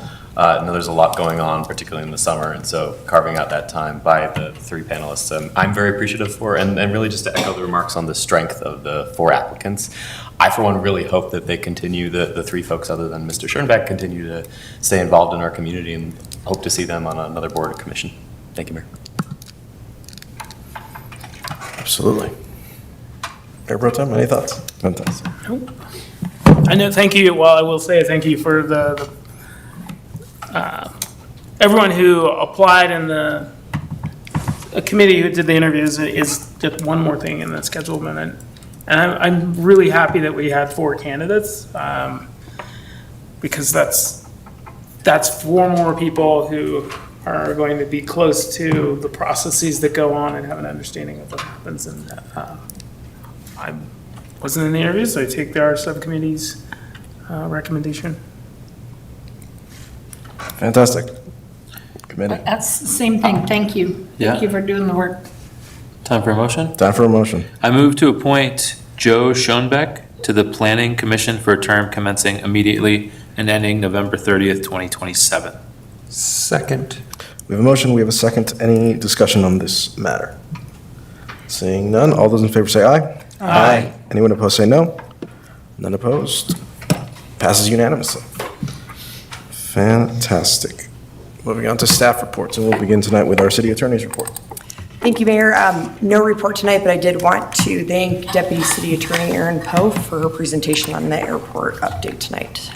That's all. Thank you. Thank you. Moving on to our city manager's report. Thank you, Mayor. Good evening, Council. I have a few things to update you on tonight. So the city has officially kicked off meetings for both the Recreation Center and Service Center projects, our internal projects, now that we have our consultants on board. So thank you for the approval of those contracts. You will be receiving an update and an overview over at next week's workshop, but this is just a really exciting milestone to have all the consultant and design teams in place and work underway. We are hosting the second in the new series of COP Talks. This one will be focused on flock safety cameras tomorrow at 6 p.m. As you recall, the first one was on e-bike safety and had a successful meeting there with about 20 residents and a couple of council members in attendance as well. We are looking and seeking feedback soon on the future of the 200 North Public Road. And so if you can follow that link or sign up to the project page on Lafayette Listens, you'll be notified when the engagement survey becomes available. What building is that? That is your Chase Bank building. Oh, okay, yeah. And then the annual Mental Health and Human Services Grant Program, which Councilor Jensen is a liaison to on the advisory board. The application's open on Monday, June 29th, and so all previous applicants and interested parties will be notified, and then we'll also post a newsflash on social media. But if you have any nonprofits that you know would fit the criteria, please encourage them to sign up as well. And then just a reminder for Juneteenth, this Friday, we have several facility closures. So I'll just note the facilities that will be open, which will be the Indian Peaks Golf Course, the Great Outdoors Water Park, and the Bob Burger Recreation Center. So hope to enjoy some of the celebrations that are going around that day. And that's on the website, right, all the details of that? That's correct, yeah. And then at your June 23rd workshop, we're kicking off in the budget process, so a financial update. And then I had the pleasure of meeting with Councilor Bollier and Councilor Fridlin yesterday to talk about kind of, we're calling council meeting norms, don't have a better topic, but just to kind of start to discuss around, while we're getting out at a reasonable time, hopefully tonight, the continuation of having this at an earlier time. So they'll be leading that with assistance from staff as needed. And then on your July 7th meeting, a big meeting there with your public hearing for your land use code adoption, a public hearing on the building code adoption. That was on first reading tonight because by state law it needs to be a public hearing on second reading, so that will be then as well. And then appointments to your downtown development authority. That's what I have. Thank you. Thank you. Moving on to council reports. We'll begin, Councilor Fridland. Yeah, don't have much. Had a consortium meeting last week. I was able to attend at least the first half of it, but then had to get over to that exciting cemetery meeting after. And so talked about a few, I thought, interesting things around, a lot of the work that the county's doing around transportation with the funding that they have. And obviously a lot of work with all communities, but certainly our community. And, one of the big projects right over here, 120th, right? That big project that they've been working on. So, and also South Boulder Road, connectivity ideas too. So there's a lot going on there. And certainly it was an interesting conversation. It reminded me of one of the conversations that we've had before around, lots going on in many things, but certainly transportation, where we walk into a meeting and we don't have all of the detail from historical detail. So I'll just add a +1 to that point of how do we do that successfully so that we're prepared to walk into these meetings and, at least know where to point to say, hey, let's talk about, Highway 7, right? Who do we tap that knows Highway 7 really well on our staff or something? So just thought that was interesting. And then talked a little bit about the Boulder County Area Agency on Aging. Sounds like they're doing a lot, and they're doing a lot in Lafayette, which is great. And so it's great that we're taking advantage of that resource. And I'm sure a good group of folks that helps our older Americans in Lafayette here as well. So that's all from me. Great, thank you. Councilor Jensen. Well, as an older American, I appreciate that. I want to bring to the public's attention, that in 2025, the citizens of Boulder County voted to tax themselves for mental health services. On Thursday, the commission is looking at a plan for what to do with that money.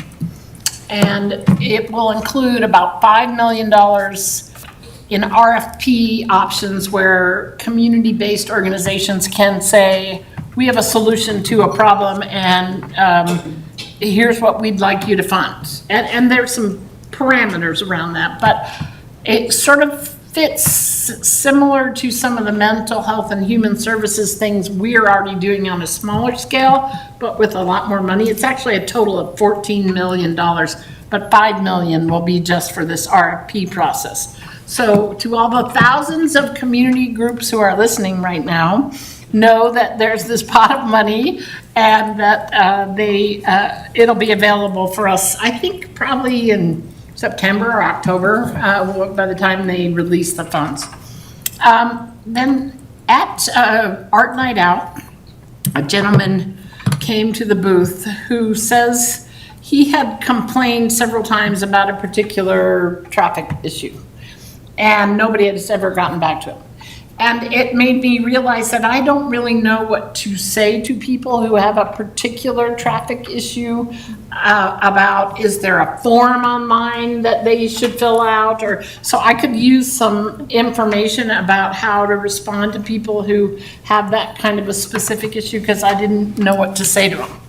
And then lastly, the RTD is looking at closing one RTD route that impacts Lafayette, the 228, which goes down South Boulder Road and then north up 95th. So it's got stops by Baseline and in the Forest Park area.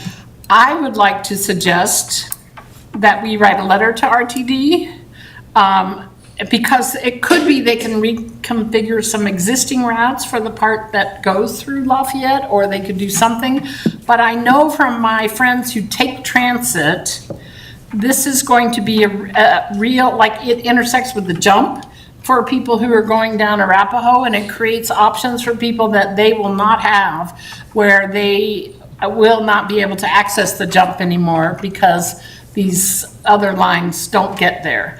So I would like to suggest, and I'd be happy to work with staff, that we write a letter of concern. I don't know if we actually, I know they're in a budget crunch and they are looking at the that least active routes to try to cut.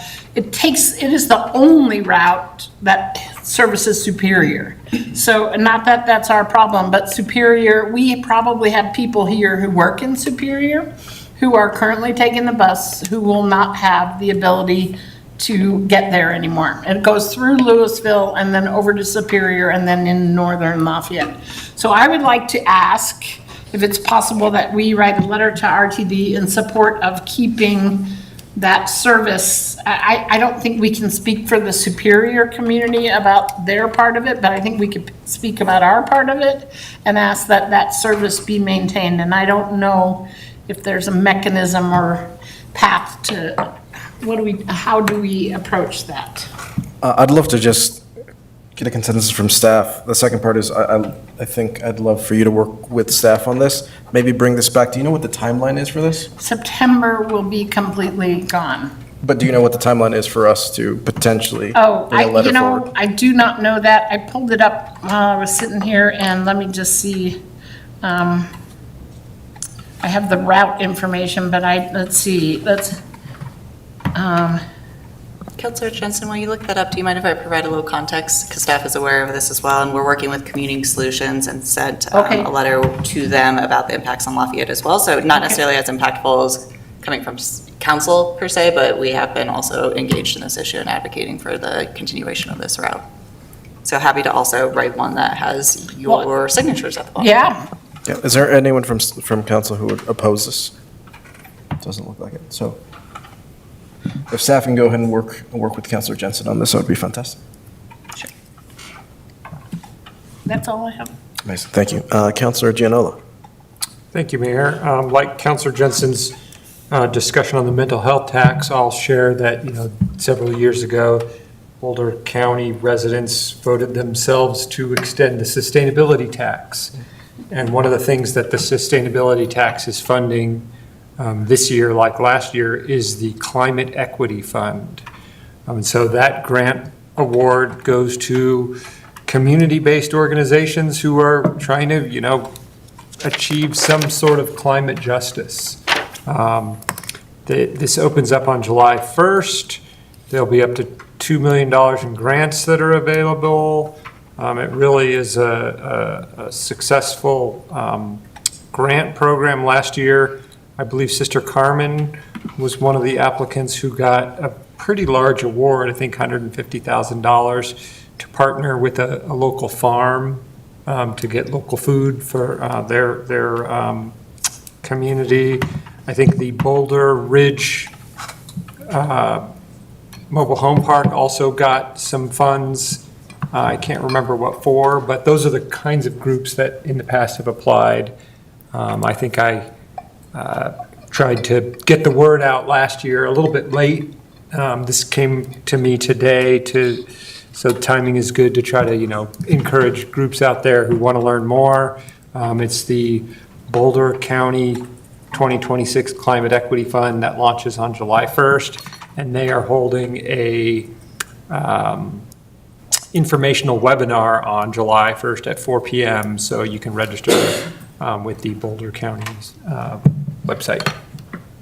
And then I wanted to bring up something that came up in public comment about the water bill issue of a resident who had a water bill not deliver and not get paid. And I will share a personal anecdote. I get my water bills delivered by email. I get my water bills paid automatically. And I have had water bills that don't come by email and don't get paid automatically, despite I get those on a regular basis, where there will be, I think it was like the month of November, maybe it was 2025, maybe it was 2024, but I was missing a water bill when I was going back and looking at my records come tax time, and couldn't find an old utility bill. And then I remember seeing, oh, you know what, why is my water bill payment $260 this month? And it was because I was not charged appropriately. Maybe that was the same month, maybe it was another month. So there are some, I will call them gremlins in the billing system that I hope get ironed out as we, maybe are transitioning to a new billing system. But this resident's, physical mail isn't the only gremlin. There are other gremlins out there.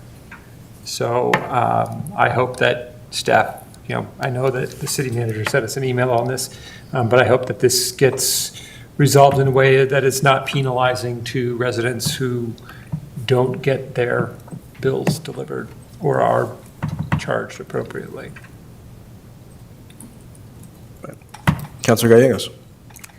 I just wanted to put another plug out for our summer reading program. It's ongoing and will be going until the end of July. So you can pick up your passport at the library, or you can track your reading online using the Beanstack app. And there's going to be a grand finale at the water park for kids who complete 4 reading goals. So that's something fun and a great way to celebrate. And then just the final time, I want to put it out there that Youth Advisory Board applications are open until the end of June. So we're looking for 6th through 12th graders who would like to serve. Councilor Valier. Thank you, Mayor. 5 quick things. So first, next week, I'm going to my first CML annual conference. I'm really excited. For those of you who have been before, please forgive me as I don't know how to conduct myself at this, so I'm going to look to you for a little bit of guidance. Second, primary ballots have gone out, which is very exciting. Colorado's voter turnout for primary elections is approximately 26% compared to 79.6% for the general election. And in many places, particularly here in Boulder County, the primary, in our case, the Democratic primary, largely determines the outcome of the election. So please, I want to really insist to folks to vote. But something I'm just really engaged on, a majority of Colorado residents are unaffiliated, about 52%. And we have this interesting system where the state will mail Republican and Democratic primary ballots to unaffiliated voters. You get both. But you don't get a primary ballot for the Green Party. You don't get a primary ballot for the Libertarian Party. So there's this interesting element of the state kind of reinforcing this political duopoly that I'm going to want to explore later with council. Third, echoing Councilor Fridland's point on the Agency on Aging, but at the Older Adults Advisory Board a couple days ago, we had a presentation from the Davis Partnership Group on the Bob Berger Recreation Center and got some really excellent feedback from the OOAB, which is why I mentioned them earlier. They just are so thoughtful and insightful. So that was really, really enjoyable. So kudos to all involved. I'm so excited to see where Davis Partnership Group goes with this. And then briefly to close, just a couple quick reflections on the June 10th meeting on the cemetery and the subcommittee partnership with you, Mayor. This is such a privilege to work on. I am enjoying it, even though it's a very hard, weighty topic. But I left the 10th, even though there were some slings and arrows, I left it feeling very heartened and hopeful. And I think it was a real privilege to hear from a number of folks again this evening, reflecting that folks are feeling heard. And I'm so proud of city staff who have put so much work into this particular effort, which is why I really appreciate your continuing kudos for them, but also pushing back on misinformation that we collectively are taking the easy way out, which I cannot repudiate in stronger terms. We could have shut this down on May 5th and we didn't. We are navigating this together and we're gonna get to a good outcome. So I'm just really proud of our staff, our community, this council, and really enjoying this opportunity with you, sir. Thank you. Mayor Pro Tem. Thank you, Mayor. I was fortunate enough to attend the Colorado Communities for Climate Action annual retreat.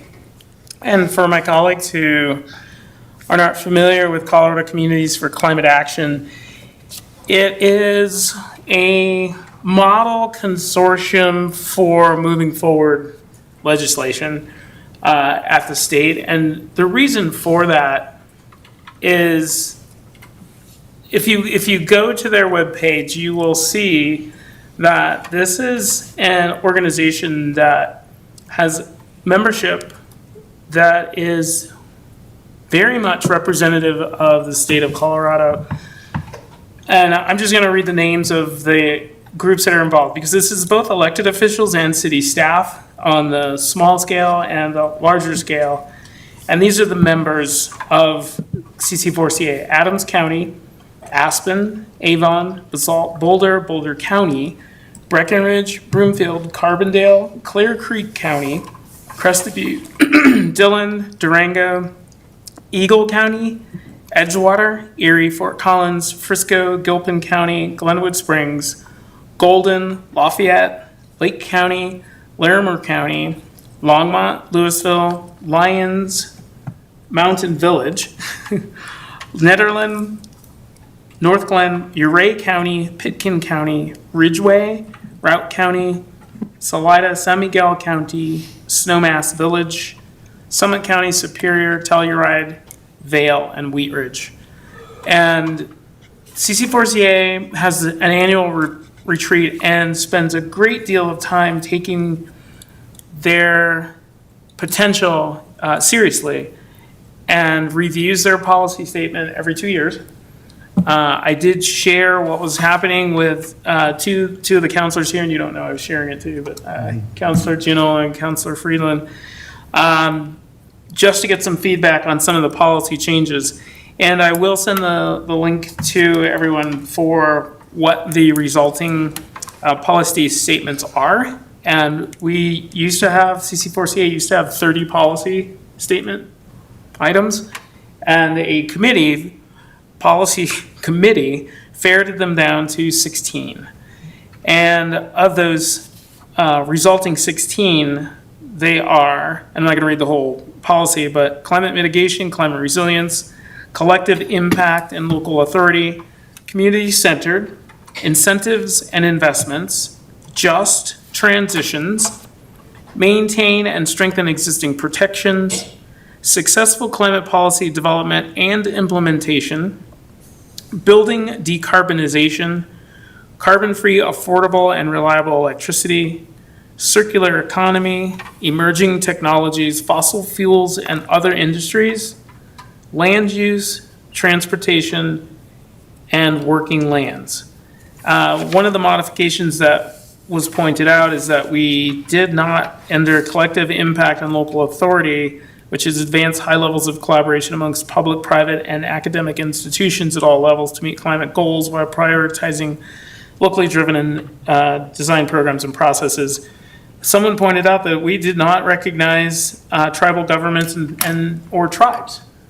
So the staff immediately took it upon themselves to get an understanding of what is the proper way to recognize First Nation parties that are impacted, and took it overnight. They made as many contacts as they could, specifically in Pitkin County, to get a better understanding of how they address their interactions with local First Nation people. And the term tribes is what we're using currently. That was the best guidance that we had. So I'm just pointing this out because to say that this is a very comprehensive and conscious group that I feel like we are in great company with them. And we do get access at the state capitol when other groups may not. And we do not move beyond what the membership is comfortable with. So this policy really does represent 49 very different municipalities' positions around climate and climate change and how we can move forward. This year, the other activity we got involved in was determining what are the best strategies for bringing in cooperation or making cooperation and collaboration with parties that could support us. And I'll just pass around the impacts tool, but just so you know, this is the guiding document, and all 49 of us worked through all of these with assigned tasks in a group. So at tables of 10, we worked through identifying who and why, thinking strategically to choose and choosing intentionally to open the door in 3 different areas. Then we moved into entering relationships and 3 sustaining relationships. So this is something that you wouldn't expect people to do in a climate workshop, but it was people skills. And some people mistakenly call it soft skills because you got to be pretty durable to handle building relationships. And this is what CC4CA does, is how do we create the space to move forward on policies that represent or advocate for policies that are represented by these 3 different policy statements. So I will say that I think our money is very well invested, and I hope to be able to bring any other members of the council in to testify when there's an opportunity, because we're all kept informed by the staff of CC4CA of when there's a good option to testify in local. I don't know how many of you have testified. Okay, so some of people have here. Lots of time. Yeah, so one of the great things about being an elected official is many times you get to testify before people who are not elected officials. So it is a massive time suck, but being an elected official, you may get that opportunity to match with your schedule. And at the House, they are on it, what do you call it, on the Hill? At the Capitol. At the Capitol, they really appreciate hearing because we do represent, 31,000 people. And moving on to the DDA, we have. Before you leave that, I have a question. Thank you for this. This is very helpful. When do they start formulating their agenda for specific legislation for the next session? When, if we wanted to see something in advance before, it goes further, do they give that a draft out to you and you have an opportunity to give comments or feedback that you could share with the rest of us, or how does that work? So they're constantly watching what's being developed, and as soon as something is available, they make it available to the board members. But a proactive agenda that they're pushing.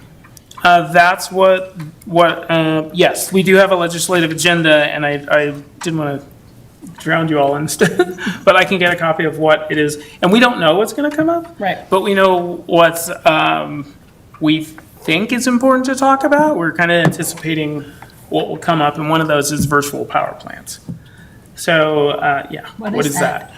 So I'll give you the background on what that is. Okay. And the staff is really good at anticipating what they expect to become issues. They don't know specific bills, but they know kind of the areas that things might go in. So if you can let me know what area you're interested in, then. All of it. All of it, okay.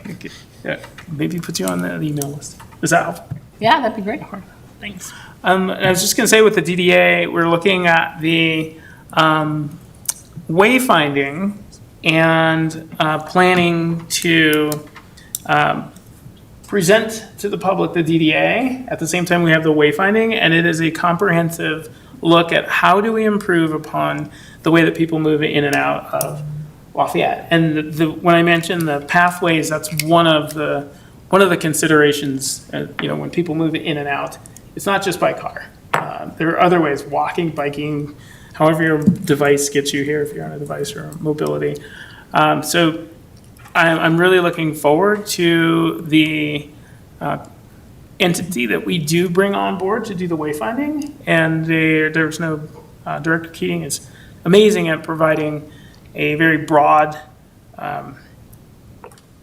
group of options for the consultants that we bring in, and then we are able to refine the options specifically for Lafayette. So look forward to new wayfinding for the whole downtown development area, or the whole DDA area. And I think that's it. Thank you. And that term, does that really mean signage, or what does it mean? It means more than just signage, and that signage should provide support for accessibility. But signs is kind of the moniker. How do we help people get where they are? And the sign could be on the ground, it could be on the wall, it could be sculpture, but it's some way that you know that you're in the right place. And some of that, because the Old Town Lafayette signage doesn't look like wayfinding signage for a lot of people, and the parking lot signs. So we're gonna have another look at what should be used to help people to know where to park and know where you are. Thank you. Good. Fantastic. Nothing for me tonight. Thank you all so much. Meeting adjourned.